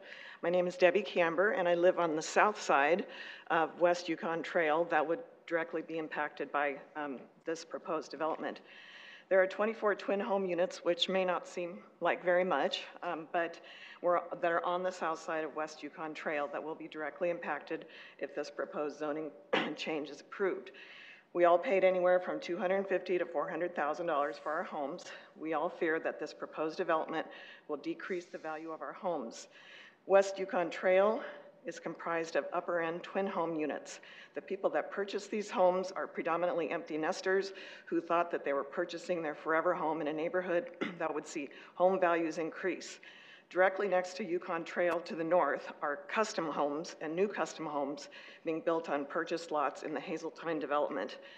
If you ask people who purchased homes on our street, especially on the south side, the overwhelming response and majority of homeowners will tell you that they were told by either the developer or the builder that the parcel of land will be developed with twin homes, fourplexes, and possibly some single-family residences. In fact, when most of us purchased our homes, there was a map of this parcel on the Van Buskirk website that reflected this. We as homeowners were blindsided at a March 29th meeting with representatives from Van Buskirk, Lloyd Companies, and Creston Properties, in which they showed us their map and the proposal for this high-density unit. So the homeowners were told at the Planning Commission meeting on 4/7 that we should have basically known what the zoning was for this parcel of land and that we should have done our homework so that we wouldn't, be surprised. But if you took a poll of everybody on that side of the street, you'd probably get the same answer. So we have behind us, I urge you to come out and take a look at this area. We have behind us, behind the twin homes, several of the twin homes, about a 20-foot hill. It's a natural hill on the south side of Yukon Trail. As we understand, this will be graded, but the apartments behind us will be anywhere from 1 foot to 3 to 6 feet higher down the length of the block. So basically, the proposed 6 two-story units that would back up to our twin homes would be anywhere from 1 foot to 3 to 6 feet higher, just basically looking down on our backyards. I mean, I know that you guys have a tough job, but This is something that we just want you to look at and consider. We ask that you come out to the neighborhood, look at the parcel to see if this high-density development makes sense. If this proposed development zoning change is passed by the City Council, we would at least ask that the design modifications be considered with different modifications. And I have some examples of those, but anyway, thank you. Thank you, Debbie. Anyone else here to speak on this item? Good evening, ma'am. Welcome. Thank you for hearing from us. I'm Julie Steffen. I live at 5913 West Yukon Trail. I also back up to this development. I'm going to talk about the traffic like all the other developments have tonight. I know they're talking about having possibly the developer extend Benson Road to Olympia, but Yukon Trail is also going to be extended when they get to that far end. And I believe if Benson doesn't get done right away, no matter what you build there, any individual, when it's rainy, snowy, you're not going to take a dirt road. You're all going to come through our development to get out. They have University Hills that was mentioned. They're going to be up to possibly 9 to 11 buildings. That's on the north side of our homes and twin homes. Now this development to the south side, you are increasing the traffic to Marion Road, which has not been extended. It's not in the plan we heard at the planning meeting. It's not even on the 5-year plan we heard from the planning committee when we were at the meeting. You're going to have Amazon coming in north of us, businesses. You have the new school that's going to be south of us. All that traffic's going to increase, but our roads aren't prepared for it. I think we need to look at developing Benson Road all the way past Yukon to the west, and also look at Benson Road. I don't know if any of you go up north on Benson Road lately, but it literally is a disaster, and all the heavy equipment and trucks are still going on it. Semis now are using it more, and you're going to have, as soon as Amazon's done, you know how big that is, probably a lot of those people are going to live in one of these apartment complexes. Not against people living there or being in an apartment. That's how we started our life, but that's a lot of traffic to be on roads that aren't prepared for it. I just wish you'd drive out there and look at the roads and kind of consider getting these roads completed before you keep having developments grow. Thank you for your time. Thank you, Julie. Anyone else here to speak? Come on up.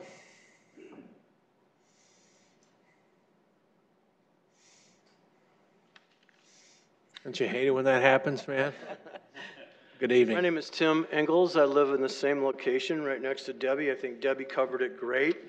I'm not a great public speaker, but Yukon Trail was the first phase of this whole development with Van Buskirk. And we were essentially the people that got the ball rolling for the development there, and really made this thing happen. And it's went to phase 2 and phase 3.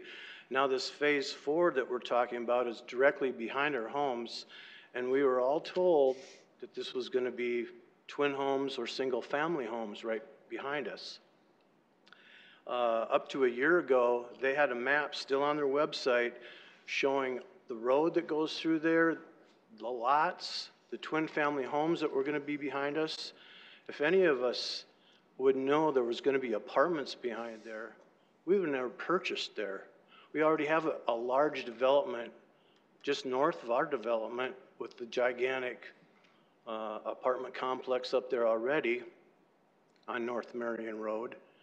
Now if you allow this next apartment complex, we'll be sandwiched in between there. I've lived there coming up on 4 years now, and the traffic has increased exponentially. It's hard to get a left turn out of there. And when people come down Marion Road and they have to make a left turn, they stop and they wait for traffic. I'm just afraid somebody's going to get rear-ended up there. It's ridiculous how much traffic's up there now. And if we're going to add 400 more residents to come out of that same location on Yukon Trail, it's going to get really, really nasty. I understand the zoning, how it went. We weren't aware of the zoning requirements at the time. We were told by the president of Van Buskirk, Steve Van Buskirk, came to my closing and said, Tim, be reassured. There's going to be twin family homes behind you. We're going to take that hill down, and that's what we're going to put back there. You take the man for his word. And I know the guy, and the business has done a lot for this city, and I don't want to squash them like a bug either, but I just feel that the developers in the city need to be held a little bit more accountable, not just to tell us folks that our final home that we want in our life in a great location, and then the rules change on us and they put apartments up. People have already tried to sell their homes they've had on the market, and they find out what's back there now, and they're not getting the price. In closing, I think the traffic problem is really going to be an issue. I'd like to see Marion Road addressed before we go ahead with this development. All right, thanks, Tim. Anyone else here to speak on this item tonight? Come on up.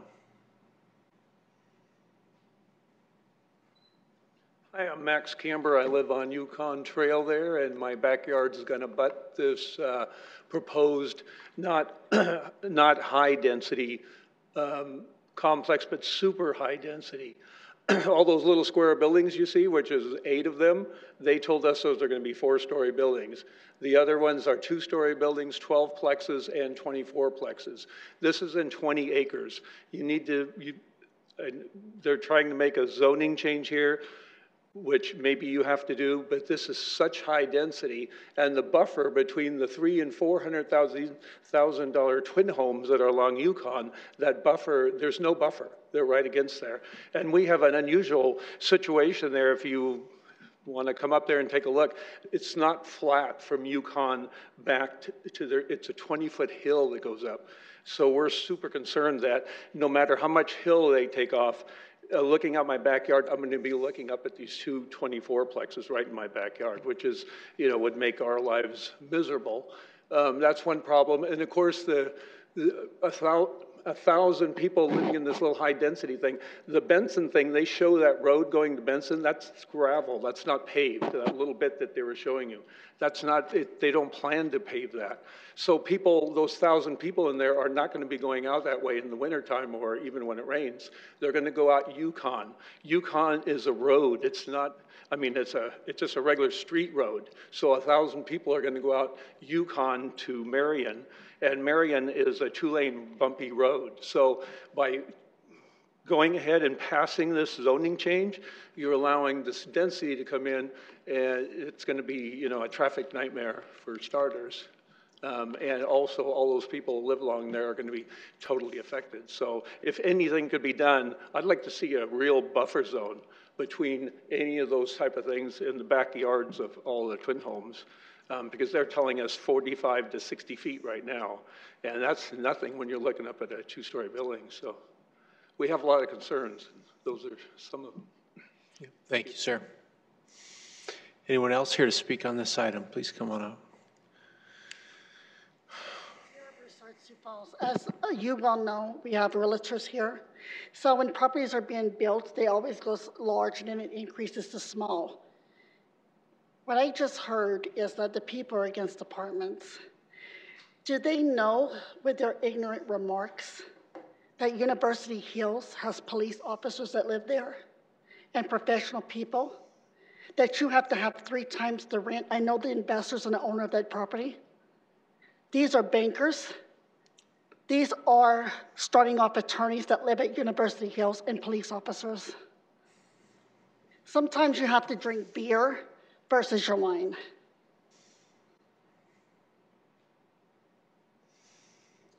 I think they need to go back to the developers and ask if they can lower the apartments. Not all apartments have crime in them. We have houses with rich people in them that have crime, that own their houses.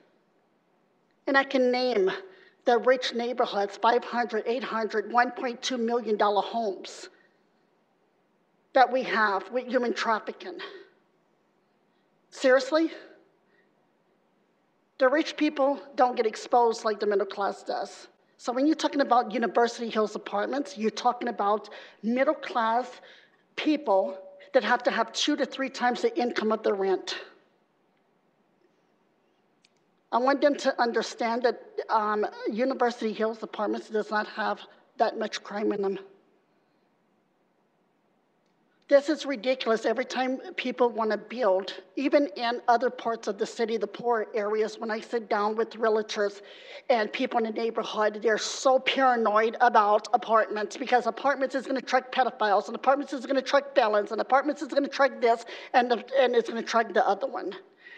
But after time of sitting with developers on building stuff, they always want to go high. And by the time the development is finished, it's not going to be what they want it to be in the first place. These people need to come to grips with themselves. We have to live by everybody. I don't care if it's apartments. I don't care if it's the projects. I don't care if it's low-income apartments or tax credit property. But do not talk about a property when you don't know what the hell you're talking about, especially University Hills, when we have police officers that save your life every day, and we have 8 to 11 officers that live there because I know every single one. I know everybody on her property. All right, thank you. Anyone else here to speak tonight on this? Come on up. My name's Carla Kiefer again, and I live right across the street at 4605 West Jan Circle. I live in a cul-de-sac. The house right next to me is on the back of Marion Road. I think I support this. I think it's not too big. It's not like building a Walmart. It's giving the potential Amazon workers up the street a place to live and live close to work. It's giving more middle income, lower income, the opportunity to go to our new have access to the new high school, or have access to the Tri-Valley High School, which is in a really good school district. My only concern is this development coming in with the it's going to be in the Tri-Valley School District, and it overwhelming the already burdened school, because the Tri-Valley has not decided on if they're going to be expanding the school district or if they're going to build on another location. So that would be a primary concern, is where are all these kids going to go? Not that I think this is a bad idea. Eventually apartments would be great, but I think that concern should be first. Also, they're building a lot of houses and apartments over there. It would be great to see another park in that area. It is a huge development over there, and I do know that we have Thelen Park not too far off of Galaxy, but it's a small little park. I mean, this development here is going to bring in hundreds of kids. My other concern is Marion. Eventually, Marion Road is probably going to end up needing to be a 4-lane, just like it is down by the new high school. So that way it can maintain traffic, making a left or a right. And with the amount of traffic I've seen in 4 years, it has really picked up. So that would need to be in consideration of making it a 4-lane all the way down to the high school. Okay. Thank you. Thank you for your comments. Anyone else here to speak on this? Come on up. Good evening. Good evening. Raquel Blount, Lloyd Companies. Just wanted to share a little bit of information about the project and the development. I represent the buyer, Creston Capital Holding. I think the city staff has done a great job in pointing out existing zoning and what today could be built there, and actually approving this zoning is limiting the density, not approving an increase in density. So I also just wanted to point out, through the negotiations with the developer, the Van Buskirks, there were many intentional changes to the layout and design to protect the neighborhood and to accommodate some of the concerns of the neighbors. Some examples are the increase in setback from the twin homes. There's 3 times the required buffer yard there, an additional landscape buffer. The buyers agreed to put additional landscaping in, as noted in the comments, with the evergreen trees with a 1-inch deciduous tree in between each of the evergreens. The property is way overparked, beyond city code. So wanting to make sure that, the site can accommodate the residents and keeping parking within the development. Additional green space within the project, and community pool, and opportunity for dog park area, and added green space. And then some elements to the actual building itself. The Van Buskirks, wanted the visual from the twin homes to, be as pleasing as possible. So, the buyer agreed to add hip roofs to keep the vertical impressions of the buildings down, covering the decks that actually face the twin homes, added a variation of exterior elements to the building, and again, limiting that height along that area to 2 stories, which is, the same thing as a single-family home could be there. So, in closing, we tried to hear concerns and tweak the design, and actually, obviously that has an impact on, project costs, but it was important to be good neighbors and be part of this community, and being on 2 major arterial streets and all the exciting announcements of the growth and development of the Northwest right now. We think, adding housing to the area for employees of Foundation Park and some of the other exciting news in the area is very exciting. So, thank you. Thanks, Raquel. Anyone else here to speak on this item tonight? All right, let's go on to questions. Councilor Neitzer, do you want to start? Yeah, my questions, well, there'll probably be a few for Raquel, maybe for Jason as well. First, I should mention this is my district, so I've been contacted on this. I've talked to the developer and the proposed buyer and looked at this pretty extensively. I guess maybe if Raquel would be willing to answer a couple questions. The first would be the house or the structures backing up to the existing twin homes. It's kind of hard to tell. Are those like a 4-unit townhome? What configuration are what are those?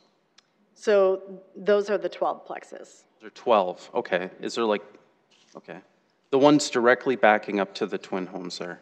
Yep, There's correct. 12 units in there. And the original plan actually had a larger base building, 36 units, but again, it was intentional to limit those so that there was some break, in the green space and limit that density up against that.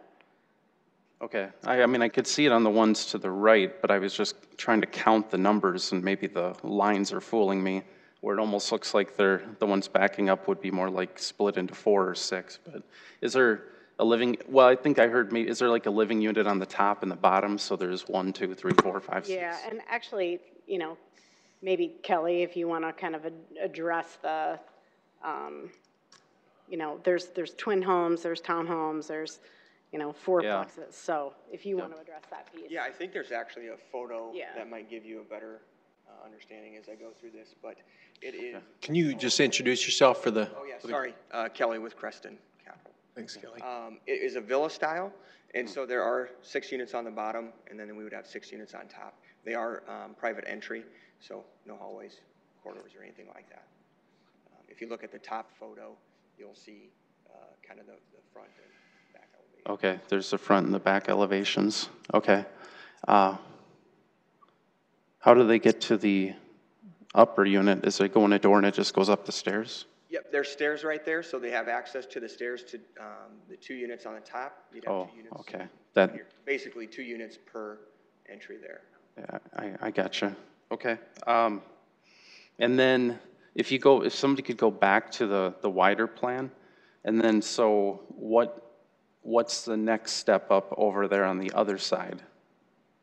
Same sort of thing, just more units, just on the other side of the parking lot? Yeah, those would be a total of 24 units instead of 12. Okay, and then in I guess the last area to the right and to the east and to the south, if that's RA2, that could be a maximum of 3-story apartment. Correct, What would those look like? Yeah, those would be center load apartments. So you have your access from the ends of the building, walk into a stairwell, go up into your hallways, and then access your home at that point. Like 40 units a building, 48? They are 336 and 130. Okay, all right. Just looking to see if I have anything else regarding the particular plan. And I think this was hit on, but I did note this, that I believe it'd be normally like a 15-foot setback, but as part of the purchase agreement, the agreement is to do, I think, 45 feet. And then the trees are part of the agreement too, but the Planning Commission added it too as a condition just to be consistent with the purchase agreement. Correct. I think it's 45 on the northeast corner, and then on the south side, I think it was closer to 55. Yeah, tapers, yep. Just because of the taper of the plat there. And did you have any commentary? It was noted something about maybe a hill or some land and the elevations where these are going to land as opposed to the twin homes when they're at grade. It sounded like. Yeah.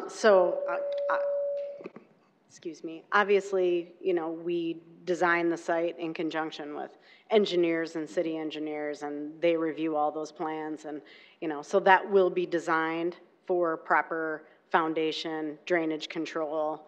There isn't any large area where the grade elevation is much higher. That'll actually taper and slope for the developer will complete that work prior to building. So the final as-built elevations will still be determined when and if this goes through and engineering would occur. It's part of the DEPs, that'll be approved through the city and through staff. Okay, thank you. I think Councilor that answers my Selberg, go ahead. questions. Thank you, Mr. Mayor. Jason, how many neighborhood meetings have there been on this? Did you touch on that, or anybody can maybe tell me that, I guess? Yep. So we held one neighborhood meeting, and then there's been follow-up discussion between the Van Buskirks, the developer, and the neighborhood, the board chair, and so there's been communication back and forth and discussion, and I think Steve kind of even put together a letter to everybody that attended and to all the neighbors, just kind of pointing out some of the factual events of what the zoning has existed for many, many years on the site, and that this will transition the zoning and the density toward 2 major arterial roads, and then also pointing out the concessions that were made and the increases to the design criteria and improving that. What kind of attendance did you have at the meeting? I would say, and we have the list, I would say there were 80 people. Okay. And a roundabout estimate, how many modifications have you made as a result of their concerns? Can you give me a... Yeah, I mean, we have a... you've gone through some of them. I mean, just kind of a... Yep. So, yeah, we have a detailed list of, increasing setback, requiring additional parking above and beyond code, the increase to landscape improvements and, that berming area, extra green space, hipped roofs to keep that profile down, covering the decks for a more finished, improved look, and exterior materials to improve the exterior design of the buildings for visual accommodation, and yep. Okay. And again, just the idea that making this RA1 versus the PUD is actually limiting, what we're doing is limiting what could be built there today.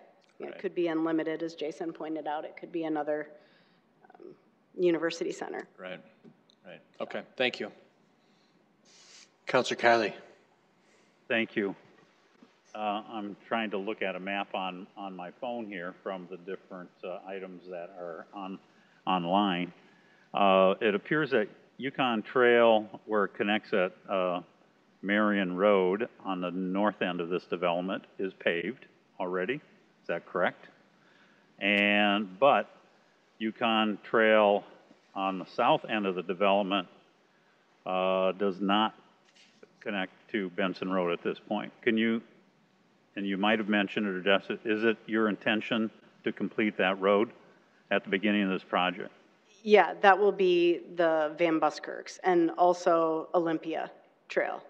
So the goal is to encourage the traffic for this project on Olympia. So we added access points into the apartment project off Olympia Trail just so that there's less pressure or less traffic on on Yukon.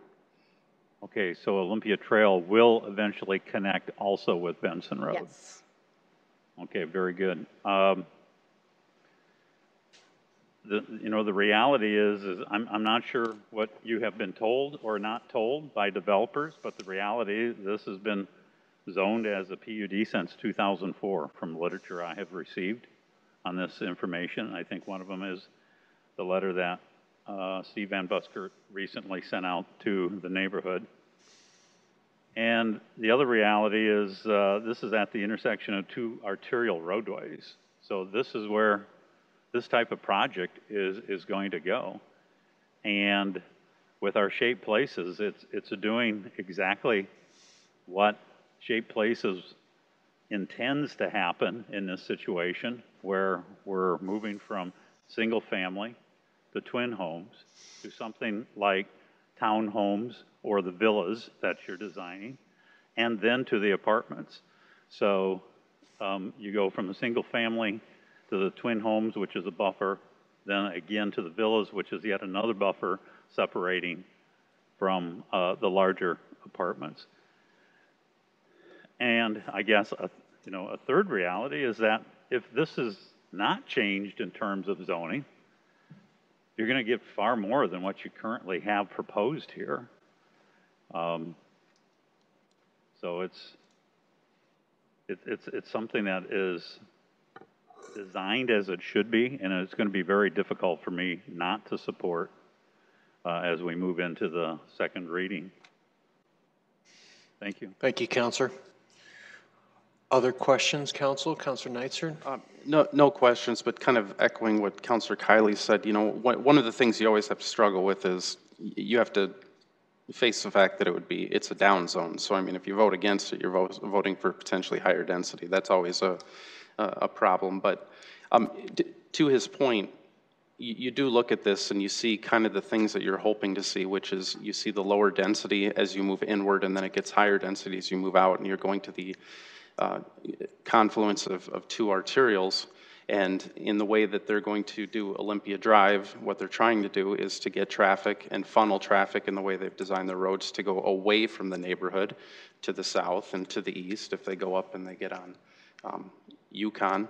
I am happy to hear that there's discussions about potentially paving a section of Benson, which would encourage people to go south to Benson to get over to Marion if they were to. So Yukon.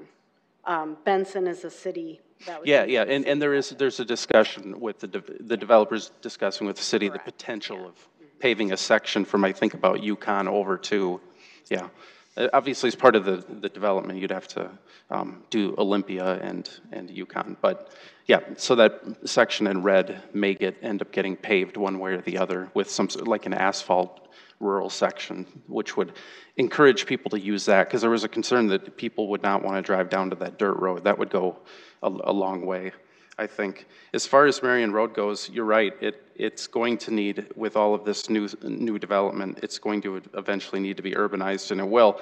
And yes, it isn't in the plan, but I will tell you that the section of Marion Road from Madison to Maple wasn't in the plan either, and then the school happened. So things do happen. So if Amazon comes online and a lot of this other development happens, we measure our arterials once or twice a year. If the road numbers, if the traffic numbers are there, we'll accelerate it and it'll get built out, and it will eventually be a separated 4-lane. So this is a difficult one to find. I always feel for people if they were told something or of what would happen or what would. Now that being said, in full disclosure, I'll just finish with this. I did recently purchase a twin home and move from a single family, and I'm in this almost exact same boat. I have a twin home, and to be fair, what was there was already there, so I knew it was there, but right next to me is a 10 or 12 unit I guess it's a lower density apartment, but the difference between that and like an 8-plex townhome is very, very, I mean, they look almost exactly the same. So, and it hasn't, it's not a problem whatsoever. But to the extent that it is, I think, once you get those evergreen trees growing and you get that stuff in there, you give it a handful of years, you're not even gonna, you probably will see very little of what's behind there, I hope. So, I'll conclude with that. Thanks. Thank you, Councilor. Councilor Kiley? Just one more comment, as I had mentioned on an earlier item this evening. The planning department, the traffic engineers will eventually, will continue to monitor the flow on Marion Road as well as the Benson, and will make the adjustments to the roadways as is dictated by traffic volume. I would see Marion Road going the way that Ellis Road did here just in recent years. So I think it's just a matter of time that you're going to see those road improvements. But you do need to have the traffic counts prior to doing that. Thank you. All right, thank you, Councilor. Let's look to get a motion on the floor on this. Move approval. Second.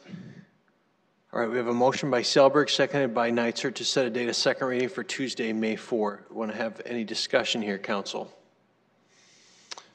All right, hearing no further discussion, let's take a vote, please. Council members Kiley? Yes. Neitzer? Yes. Selberg? Yes. Sale? Yes. Starr? Yes. Brecky? Yes. Erickson? Yes.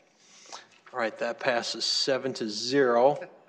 Councilor Erickson, will you see if Councilor Jensen is available, or Councilor Kiley, please? Thank you.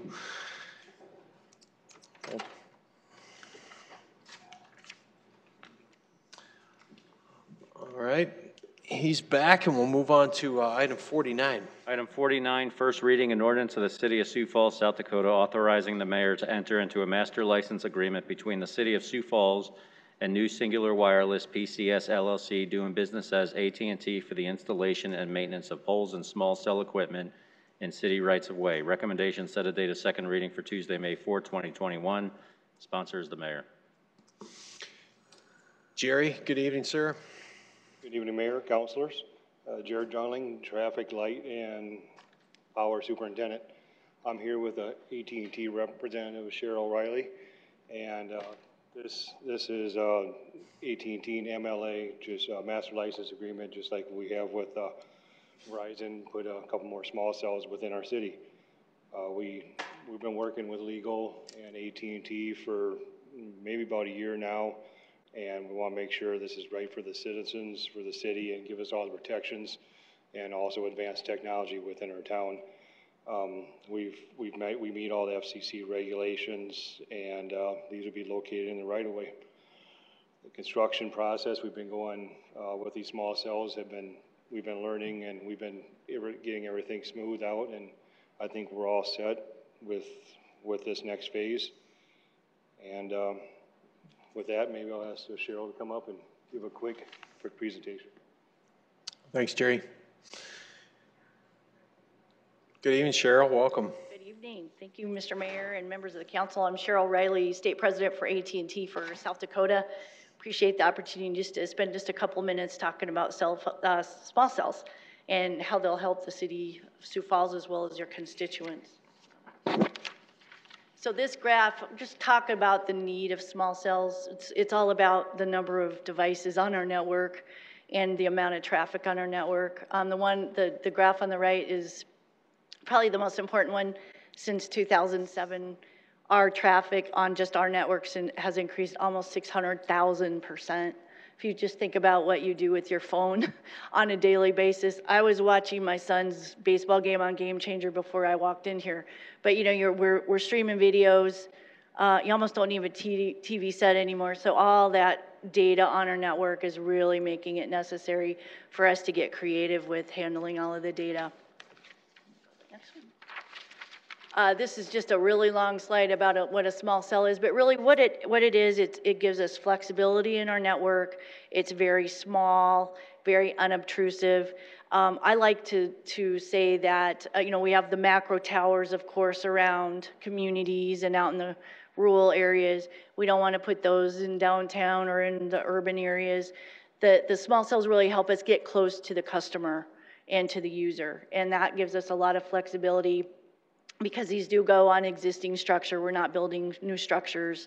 It just really gets down to the user. We can identify, and we've got really, really smart engineers about who's using how much data in what area of the city, and so we already kind of have an idea where we need to be going to identify or to address all of the all the network congestion. So it really is just, you know, low profile, unobtrusive, you know, probably won't even really notice that they're there. As a matter of fact, we have some pictures. These are from Indianapolis on some existing structures. So really just don't notice that they're there too much. So, and really that's all I have. I'm happy to answer any questions. Anything that may come up, happy to answer if I can. So let me do that. Thank you, Cheryl. Anyone from the public who would like to speak on this ordinance tonight? All right, any questions for Jerry or Cheryl from the council here? Councilor Kiley, go ahead. Maybe for Jerry. Didn't we do, I think maybe Councilor Erickson, myself, and maybe some of the others, but didn't we do something similar to this with, could have been the, I hate to say it, your competitor, Verizon Network? Correct. This master license agreement follows that same agreement. Okay. And there is no possible way that you can actually share these small cells or where you're not doubling up? I know the answer, but I'll let you go on this one. Yeah, I think I know the answer too. Generally not, because in order for these to work at their optimum, we need to be at the top. Everybody wants to be at the top of the infrastructure. So, and honestly, we may not even be in the same areas of the city that they are in terms of where we deploy. I don't know, but not really. I'll just say that. It's very difficult for us to be on the same infrastructure. We also, you know, you have radio frequencies interfering with each other, and there's all that fancy engineering stuff, but we tend to want to be on our own infrastructure. Next question, and I was pretty certain that that was your answer, at least from the previous discussion. But let's say that your competitor is located on a city block. I mean, how close can you locate without that type of interference? You know, I'm not an RF engineer, so I think we can be pretty darn close. I mean, I think they can be located on poles right next to each other. I think it's more that the antennas are one below the other, that causes the interference. But I think like if there was a Verizon one and an AT&T one next to each other, it should be fine. But again, our deployment plans may be completely different than theirs, because they're handling their small cell build differently than we are. They have a different kind of, I don't want to talk for them, but different kind of projection for what they want to do with theirs versus what we are doing. So I don't think there'd be a lot of overlap. Yes, Jerry? Yes, and part of the contract too, we want to make sure that they co-locate on existing light poles. So typically our spacing is 2 feet apart. So typically that would be about 200 feet apart. So. How much have they moved into neighborhood areas? Are these mostly located downtown, or where are they throughout the city now? Currently they have the downtown covered. They moved into the Cathedral neighborhood, McKinnon Park, and kind of a circle like that. So I think right now we're roughly 125, 130 small cells in Sioux Falls. Okay. All right. No, thank you very much. Thanks, Councilor. Other questions tonight on this item? Councilor Brecky, go ahead. Question for the city attorney. Go ahead. Am I correct that our entry into these agreements is, you know, very seriously dictated by standards set by the federal government, and that basically these folks have a right to deploy, and the agreements are pretty standard, and much of what is in the agreement is what is dictated by federal law? You're correct, Councilor Brecky. Paul Bingford for the city attorney's office. There's actually been a lot of FCC rulings in reference to small cell. There's currently a case out of United States Court of Appeals in the Ninth Circuit, City of Portland versus United States, that set a lot of parameters. I'm not sure if that has been or will be appealed to the Supreme Court, but a lot of these agreements and the content in them has been dictated by the FCC in court decisions. Thank you. All right, thank you. Thank you, Paul. Other questions tonight? All right, look for a motion. Set a date of second reading for Tuesday, May 4. Move to approve. Right. Second. All right, motion by Kylie, seconded by Selberg on that. Any discussion here? Councilor Brecky? I guess I just want to make a statement, you know, on behalf of the general public, for them to understand that, again, our function in this capacity is to, from a national standpoint, our federal government has determined that it's important that we be competitive on a global basis, you know, in this country and how we deploy. This was for 4G, but 4G and 5G, and that's important to the future of the country. So they have sort of taken over that area, and it's very limited what the city can do. And in very many ways, our approval of these agreements is rudimentary. I mean, it's what's in them is pretty much dictated by the federal government, and it's more than just a local issue, but it's a federal issue where we play a small part. And so, you know, I will be approving this agreement. I'm guessing it's very similar to the one that we already approved. All right, thank you, Councilor. All right, seeing no other discussion, let's take a vote on this one, please. Council members Jensen? Yes. Kylie? Yes. Neitzer? Yes. Selberg? Yes. Sale? Yes. Starr? Yes. Brecky? Yes. Erickson? Yes. That passes 8-0. Item 50, please. Item 50, first reading, an ordinance of the City of Sioux Falls, South Dakota, amending the Code of Ordinances of the city by amending Chapter 77, Parking Regulations, Subchapter Public Parking Advisory Board. Recommendation, set a date of second reading for Tuesday, May 4, 2021. Sponsors, council members Kylie and Erickson. Councilor Erickson. Thank you. During my time on the city council, I've had questions to whether or not these citizen boards and commissions are really necessary. I can tell you that after 7 years, there is without a doubt a necessity, as these are a critical part of government. These volunteer committees provide the following: a revenue for diverse interests and backgrounds into decision-making, allows for an in-depth involvement from a wide range of stakeholders and experts, provides an opportunity to explore alternative strategy, provides an early opportunity for public involvement and truly transparency, enhances the City Council's decision-making process. Go to the next slide, please. So what is a mission? The purpose of the Public Parking Advisory Committee. On the city's webpage, it states that they, quote, provide sufficient, convenient, safe, attractive parking for a vibrant downtown Sioux Falls. This sounds really nice, but it lacks the clarity afforded to other volunteer boards, commissions through ordinance or resolution. In current ordinance, there's no role for this committee identified. It simply reads, there is hereby created a public parking advisory board. What does exist is a webpage statement, probably one of the reasons why this board has truly struggled, as evidenced by the meeting timeline here on the screen.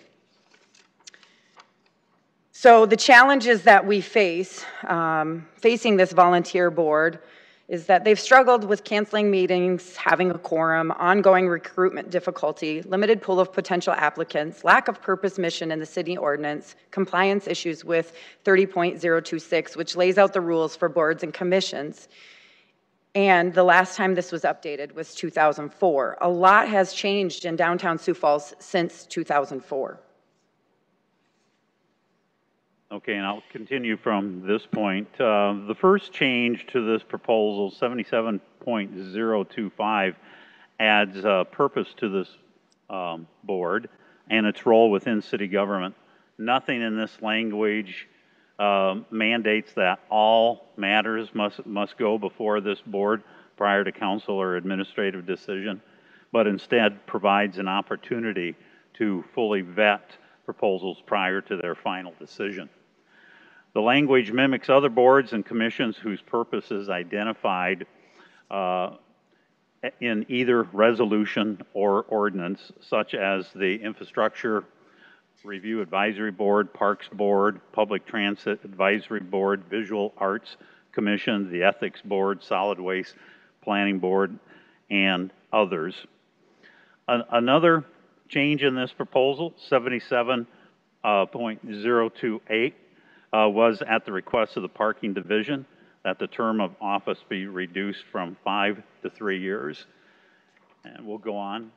And before I actually proceed, I just want to say that we really are doing this to enhance the ability to attract members to this board. It was expressed as a concern last week at one of our meetings, and so these changes are being brought forward for that basic purpose.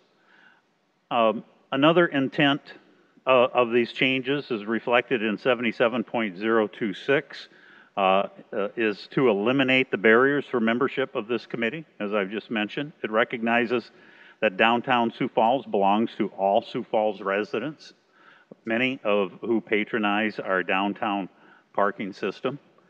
77.027 of this proposal also makes sure that this board is active with a provision for quarterly meeting minimums, which is similar to other volunteer boards. We want our volunteer boards to be involved, giving their members a sense of purpose. And then going back to 77.026 just momentarily here, currently it's limited to property owners or their designees. Again, this would open the board up to individuals that are outside the downtown business district, which I believe will provide a different perspective, a perspective that is currently lacking. And let's go ahead. 77.030, dealing with officers. The change to this section was cleanup recommended by the city attorney's office to mimic other volunteer boards. The major change of this section is a two-term limitation on its officers. And then last slide, the attorneys also recommended additional cleanup to sections 77.031, 0.032, and 0.034 to comply with Ordinance 30.026, which is rules for boards and commissions. Each city board must adopt bylaws along with keeping minutes. So that's just to make it consistent with city ordinance and what other boards are doing. So just to end with answering any questions, we are not picking by any means on the parking division. This problem is not exclusive to the Parking Advisory Board. Just through some brief research and documentation, we've discovered that there's many volunteer boards that have outdated web pages, outdated list of people that are not on the board but don't match the minutes. And so our hope truly is that the whole boards can be taken a comprehensive look at to ensure that all the bylaws, the websites, the ordinance and resolutions are consistent and correct with those ordinances and resolutions. So thank you for hearing us out. Again, truly, this was just a simple fix to try to make this as easy as possible. I myself don't have property downtown, but I do frequent downtown quite a bit. And so why not include those that do frequent our downtown, even though you may not have an investment interest in the downtown? We're happy to answer any questions. All right, thanks, councilors. Anyone from the public here to speak on this item tonight? Come on up.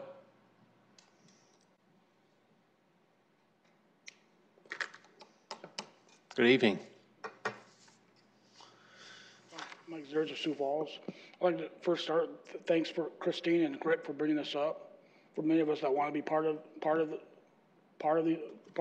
planning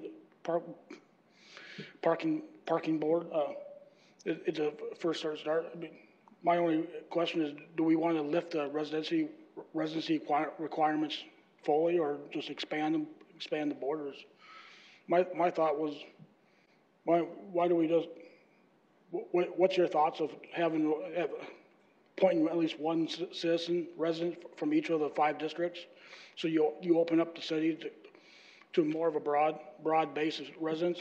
You know, for in the case of the future, we might expand the parking enterprise to more of the city outside the downtown area, but at the same time, you'd still balance it out the requirement of residents. So my only thing is, just what's your thought of just tweaking a little bit and just maybe ensuring the citizens that we have one resident per each district? That would align it with each one of you, the 5 districts, with you guys, to have better transparency and to get a more broader voice on what each district wants and what more of the people actually want. So, and number of people, so you have, whether you have 4 or 5 on a quorum, if you have 5, would that give us more of a voice of the city. But I just my thoughts. I like the changes, and I thank you for bringing it forward. Thank you. All right, thanks, Mike. Anyone else here to speak on this item tonight? All right, let's go right to a motion, then we can have questions. Move to approve. Second, Erickson. All right, motion by Kylie, second by Erickson to set a second reading for Tuesday, May 4. Questions for your colleagues on this one? Councilor Neitzer. Yeah, I have two, I guess, and so the first thing that gave me a little bit of hesitation was the requirement, the dropping of the requirement that you be in the downtown district, but talking to parking, it sounds like there may be a challenge in recruiting because the pool of applicants is smaller. Now, I think a mayor could handle this probably just simply by looking at applications, but it's always good to have some subject matter expertise, like there's some people that maybe literally may not have come downtown in the last couple of years. So was there any thought as to trying to verbalize something to tie you to downtown in some way, or would you just leave that to the good judgment of any individual mayor? I'll answer that. Councilor Erickson can add if she likes. Again, the whole purpose is to make it easier to attract members to the board, not necessarily more difficult, requiring, let's say, 6 out of the 7 to be part of the business district or anything of that nature. It would be totally up to the mayor and the administration to determine that. I would imagine that, yes, they want to have some type of connection. It's somebody who works downtown. Maybe it's not a property owner, because currently it is just limited to property owners or their designee. And so there's a lot of people that take advantage of downtown and park downtown. So I think, like I said previously, it offers a perspective that may be lacking now, but it does give a lot of flexibility to the administration so that it's easier to attract members. So if you've worked down there full-time, you're a worker, you work at, let's say, a bank, and you've been there for 10 years, you don't qualify to be on the board? I'm going to ask Matt Nelson to come up. My understanding is that it's a property owner or their designee. Yeah, I'd be curious and then I had one other question on another section. So the way we generally describe it as some type of attachment to the downtown area. So an employee could, but we are going to look at an employer's recommendation that they're on that board. And I can tell you we've never had them not get that recommendation, because usually if they're coming to us, it's a Monday to Friday board, and they meet at 8 a.m. on Tuesdays typically. So they've got to have time off of work to come do it. So usually their employer's already involved in that process. And I'll tell you, typically our members they're pretty business heavy, and they're not necessarily a retail banker. There's not a specific mix. It's been a little light on the retailers, to be honest, and pretty heavy on the more corporate or banker side. So I think it'll be nice to get a good mix in there when you get retailers, bankers, corporate, and hopefully some outside citizens that just have a general use of downtown. People who work and play downtown, or just play, Sure, and yeah, just more diversity. Okay, second question, can you go back to the first section you're amending, which has to do with really what the board's purpose is? Okay, there you go. Is there a particular board that you would say that this mirrors, like Parks Board or some other? So I'll answer. Originally, we took this from the Parks Board and used that language. So the reason why we wanted to make sure it didn't say all is we took that language. As you know, Park Board they preempt the city council, so you can't bring something forward unless they've vetted it through the city council. That was not our intent. Our intent was never to preempt for every little teeny tiny thing. We truly wanted them to be that advisory board. And so as we were bouncing around different drafts and whatever, this was a catch by Karen and Director Pritchett that said, hey, do we need this language? It's very unique to the Park Board. And so we said that was not our intent. Our intent is for them to truly be an advisory board and not have them have so much restriction. So if we had a proposal, for example, the discussion about the parking lot potential sale, would you envision that that's the sort of thing that would maybe get presented there first and then come to us? Yes. And then, okay, so most things parking should funnel through that board for advisory. It's not binding. They're just making. Yep, it's just an advisory board, just like we have the sanitation board, the plumbing board, the investment board, the health board, whatever. I mean, we've got a substantial amount of boards that maybe even a few could probably be consolidated or go away. And if I may, my last one would be for Matt. When you read this, would it be clear, and I mean, other departments must figure it out, because I'm sure Parks doesn't go to the Parks Board every single time that they want to buy a lawnmower or, you know, buy gas at the gas station for a lawnmower, so they literally aren't going them for every operational issue. I mean, is it the sort of thing where it would be clear when you go to them, and if you just want to move one sign 10 feet, you wouldn't necessarily go to the board to ask them for permission to do that? No. Reading this, what I would take it as, and of course we would, you know, confer with the attorneys to see what qualifies as a policy that needs advisement. But if it's a major change that affects the majority of downtown, or it's something the public may notice, that's where we would bring it forward to the board.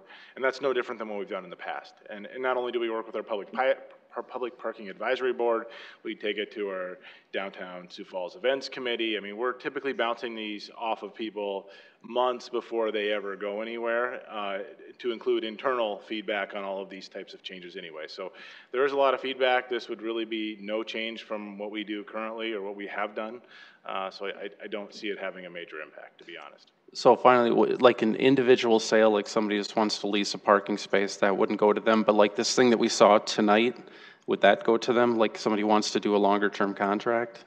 Typically, we would put it on the agenda and just mention it. We wouldn't necessarily look for an advisement on it. We would certainly be open for comments and questions, but usually that's pretty open and shut. Now, like the sale of a lot, yeah, possibly. If we were going to, you know, look at a new meter company or change meters, we would want some advisement on that and some feedback. You know, when else have we used them? We've used them with rate changes. We've used them as they've looked at our rates and our rate structure. So we're bringing that forward and getting feedback on that. I mean, a lot of this language would get them back once we have a quorum to what they were probably doing before they didn't have a quorum. Yeah. Okay, thanks. Correct. Okay, thanks. And Councilor Neitzer, if I could add to what Councilor Erickson had stated earlier, 77.025, as it was, or as it currently is, simply stated there is hereby created a public parking advisory board, period. Nothing else. Really no vision, no purpose, no goal. So we're just trying to add that and be consistent as we are, as what is the case with other boards in terms of expressing what their purpose and goal is. Okay. And thank you for removing that word all. I know that created some concern, so thanks. You're very welcome. Councilor Starr, go ahead. Yes, thank you, Mr. Mayor. I guess a question for the sponsors and maybe an overall policy decision. I think during Councilor Erickson, during your part of the presentation, my concern is that with the 60 plus boards that we have, if a citizen goes to one board, the rules are different, the layout's different. Are we at a point where we need some general guidance for all of our advisory boards? That if you go to the Parks Board, it turns out to, as a citizen, that it would be run in a similar way that the Public Advisory Board would be run for the parking system, or would be for plumbing or electrical. And that's where we're allowing each one of these groups to develop bylaws and do different things, and it ends up being different for citizens when they show up at different things. Well, when I go to this group, that's this way, and when I go to this group, they have a different set of rules, so that it makes it smoother for the public.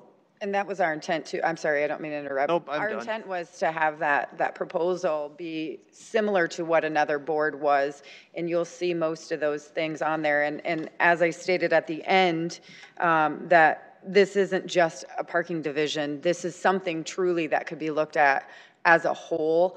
I don't know if I'm the best person to do that, or if we use our staff to do that, or truly if those boards who are, I know Bix put some information together for us too, and if all those boards were to go back, I mean, there's 4 city attorney boards, 4 finance boards, 3 human resource boards, 2 parks and rec. So if each division, or even maybe it's the attorneys that say, hey, we want these all to be the same, I feel that these are the mayor's boards, and that is something that they can certainly take on. But I think that consistency provides the public with the general kind of drive forward, so that they know what those requirements are. For example, one of the things I don't think we had them as a registered voter, but that's generally a requirement. And so Karen asked us to add that in. So we added that in as 1, you have to live in Sioux Falls, and 2, you have to be a registered voter. Well, that makes sense. So those are the real low-hanging minimum requirements for you to even qualify for some of these boards. So I think that's a conversation maybe for another day that we can look at, to not derail off of really just making sure that we can get this one filled and having the right people on it. Yes, I was just going to state our primary focus is on the Parking Advisory Board here this evening, but and as I'd mentioned, many of the additions or changes are just simply being made to be consistent with other boards and commissions. And Councilor Starr, that's not to say that there's other boards that maybe need to go through a remake or a review similar to this, but I would believe that that would be up to the administration, probably maybe at least beginning at the director's level. That would be up to the mayor and his staff. If I could, Mayor, just more of a general statement. I think Mr. Zitterich had the right idea talking about whether it's districting, and I think that's a part of a bigger policy decision of how we set up boards and make sure that folks on other boards are consistently represented in different parts of the city. We've had our share of going through whether we require appointment by district, and at this point, it's hard enough to get people to serve, let alone say that you have to represent each part of the city. But I think there are some of the boards that are very specific that are harder to get on and are probably for the mayor much easier to appoint to than some of the other boards. So taking that time to get them appointed is tough enough without requiring a street boundary or something for this board. So that would be my opinion, at least for this group. Other questions for the sponsors on this? All right, let's take a vote then to send this to second reading. Council members Jensen? Yes. Riley?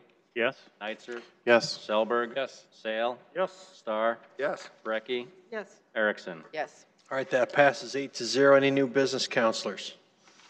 All right, move on to general public input. Just as a reminder, input will last no more than 3 minutes per person. So if anybody has public input tonight, come on up. Come on up, sir.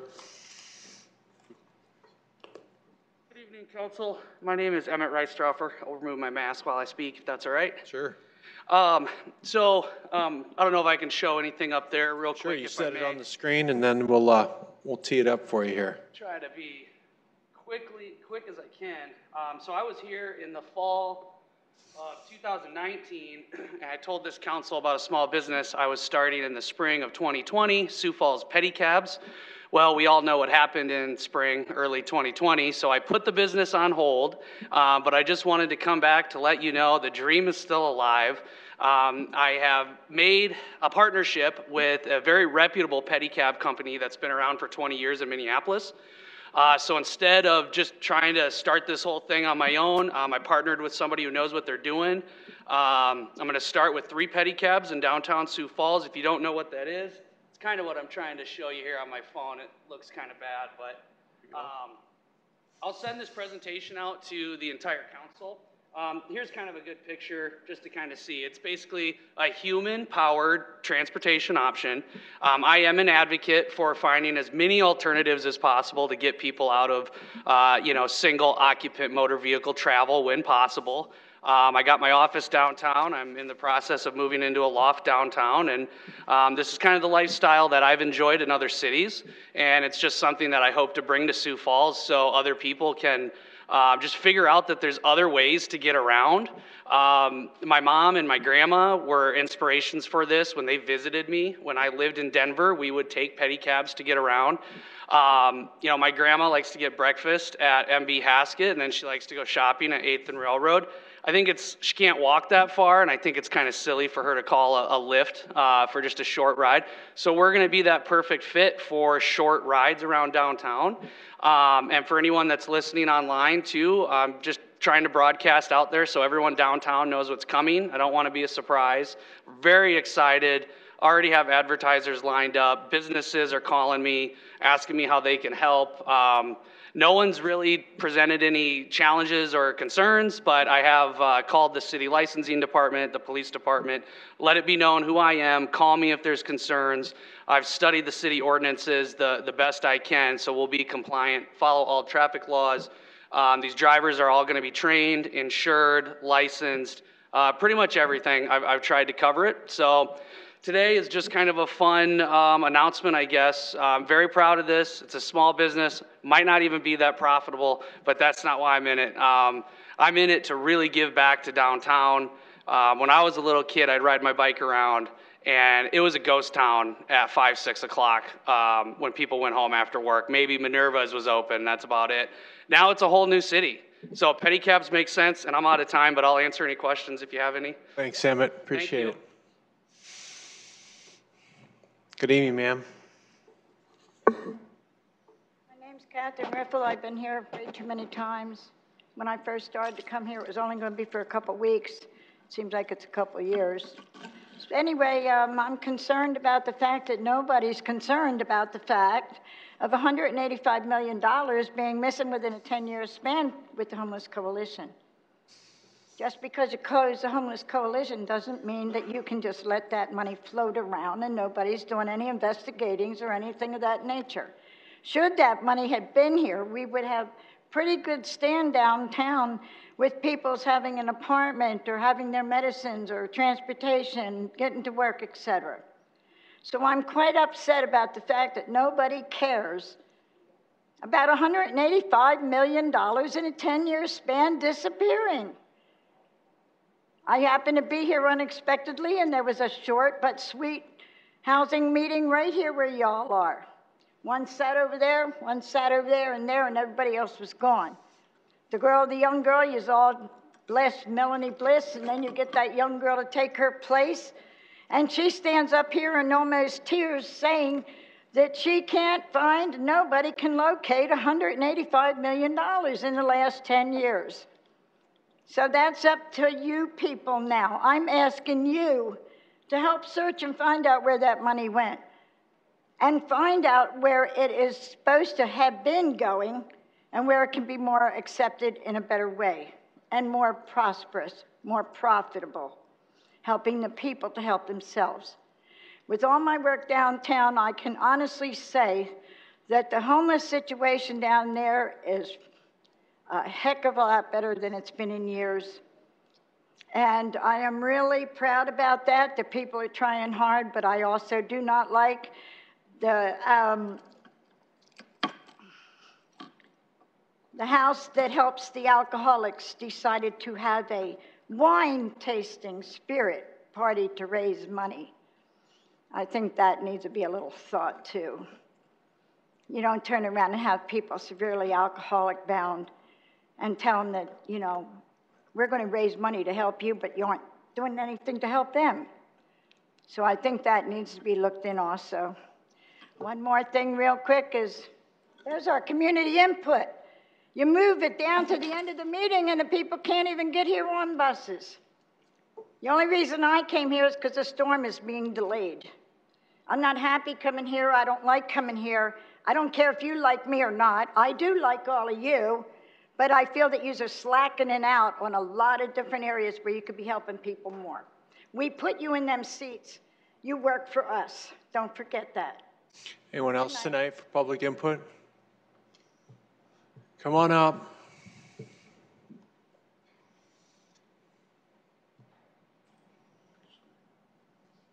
Something I've been thinking about for a while. The city's in pretty good shape. And that guy reminded me.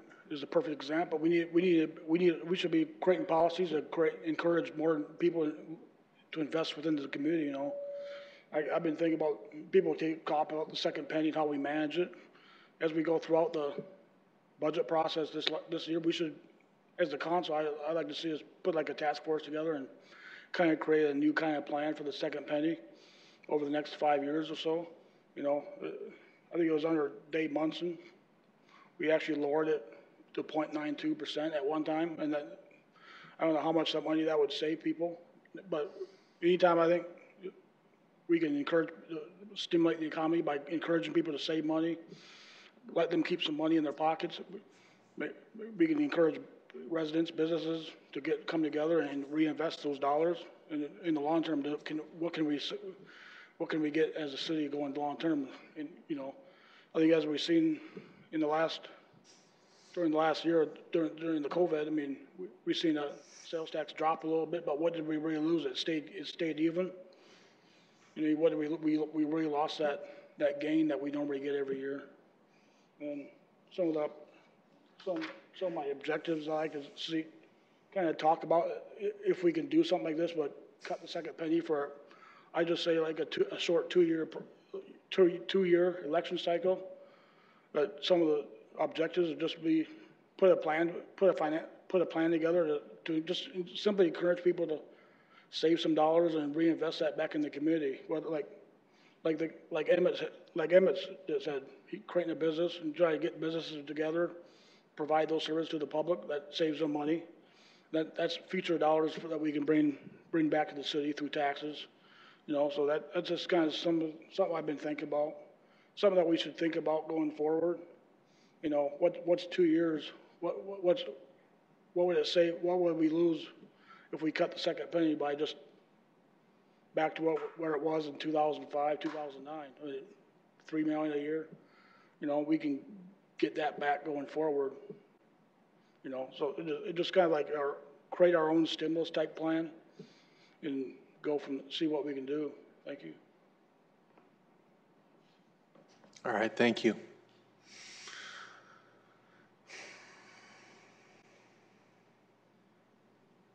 Broussard, Sioux Falls. I want to stress about the illegal massage parlors, and I'm going to come out with the evidence on it.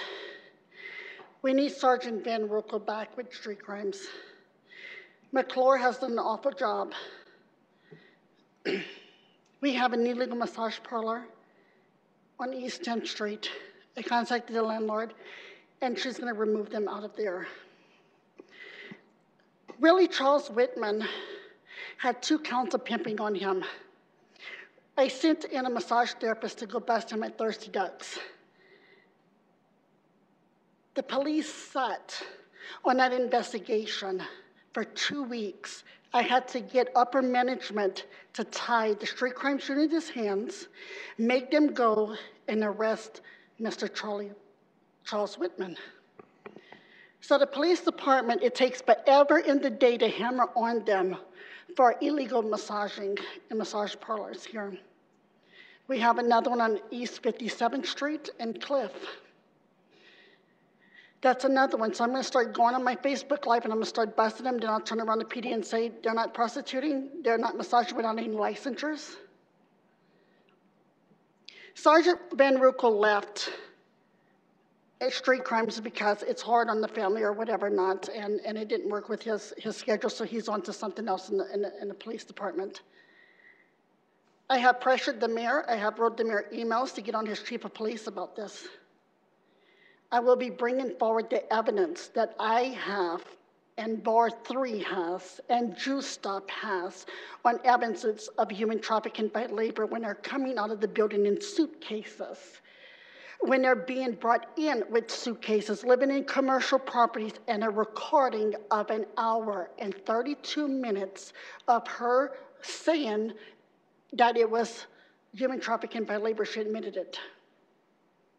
Nothing is getting done. 9 years in the making with this woman.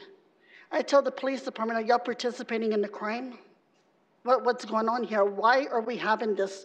Now we have 2 more illegal massage parlors popped up here. Now, McIntyre told me that they're all legit. So this week, watch my live Facebook and see how legit they are when I go in there. We have to start cracking down on these illegal massaging. These illegal immigrants that are not even legal to be in the United States. I'm going to use this against the mayor on next election because it is a crime. He was on top of crime, and it is like a pandemic. These massage parlors, y'all think meth is a pandemic and a crisis here? Human trafficking, and these massage parlors are too as well. Thank you. Anyone else for public input tonight? All right, look for a motion to adjourn us. Move to adjourn, Star. Second. All right, motion and a second. All those in favor say aye. Aye. Opposed? We are adjourned. Have a good night, everybody.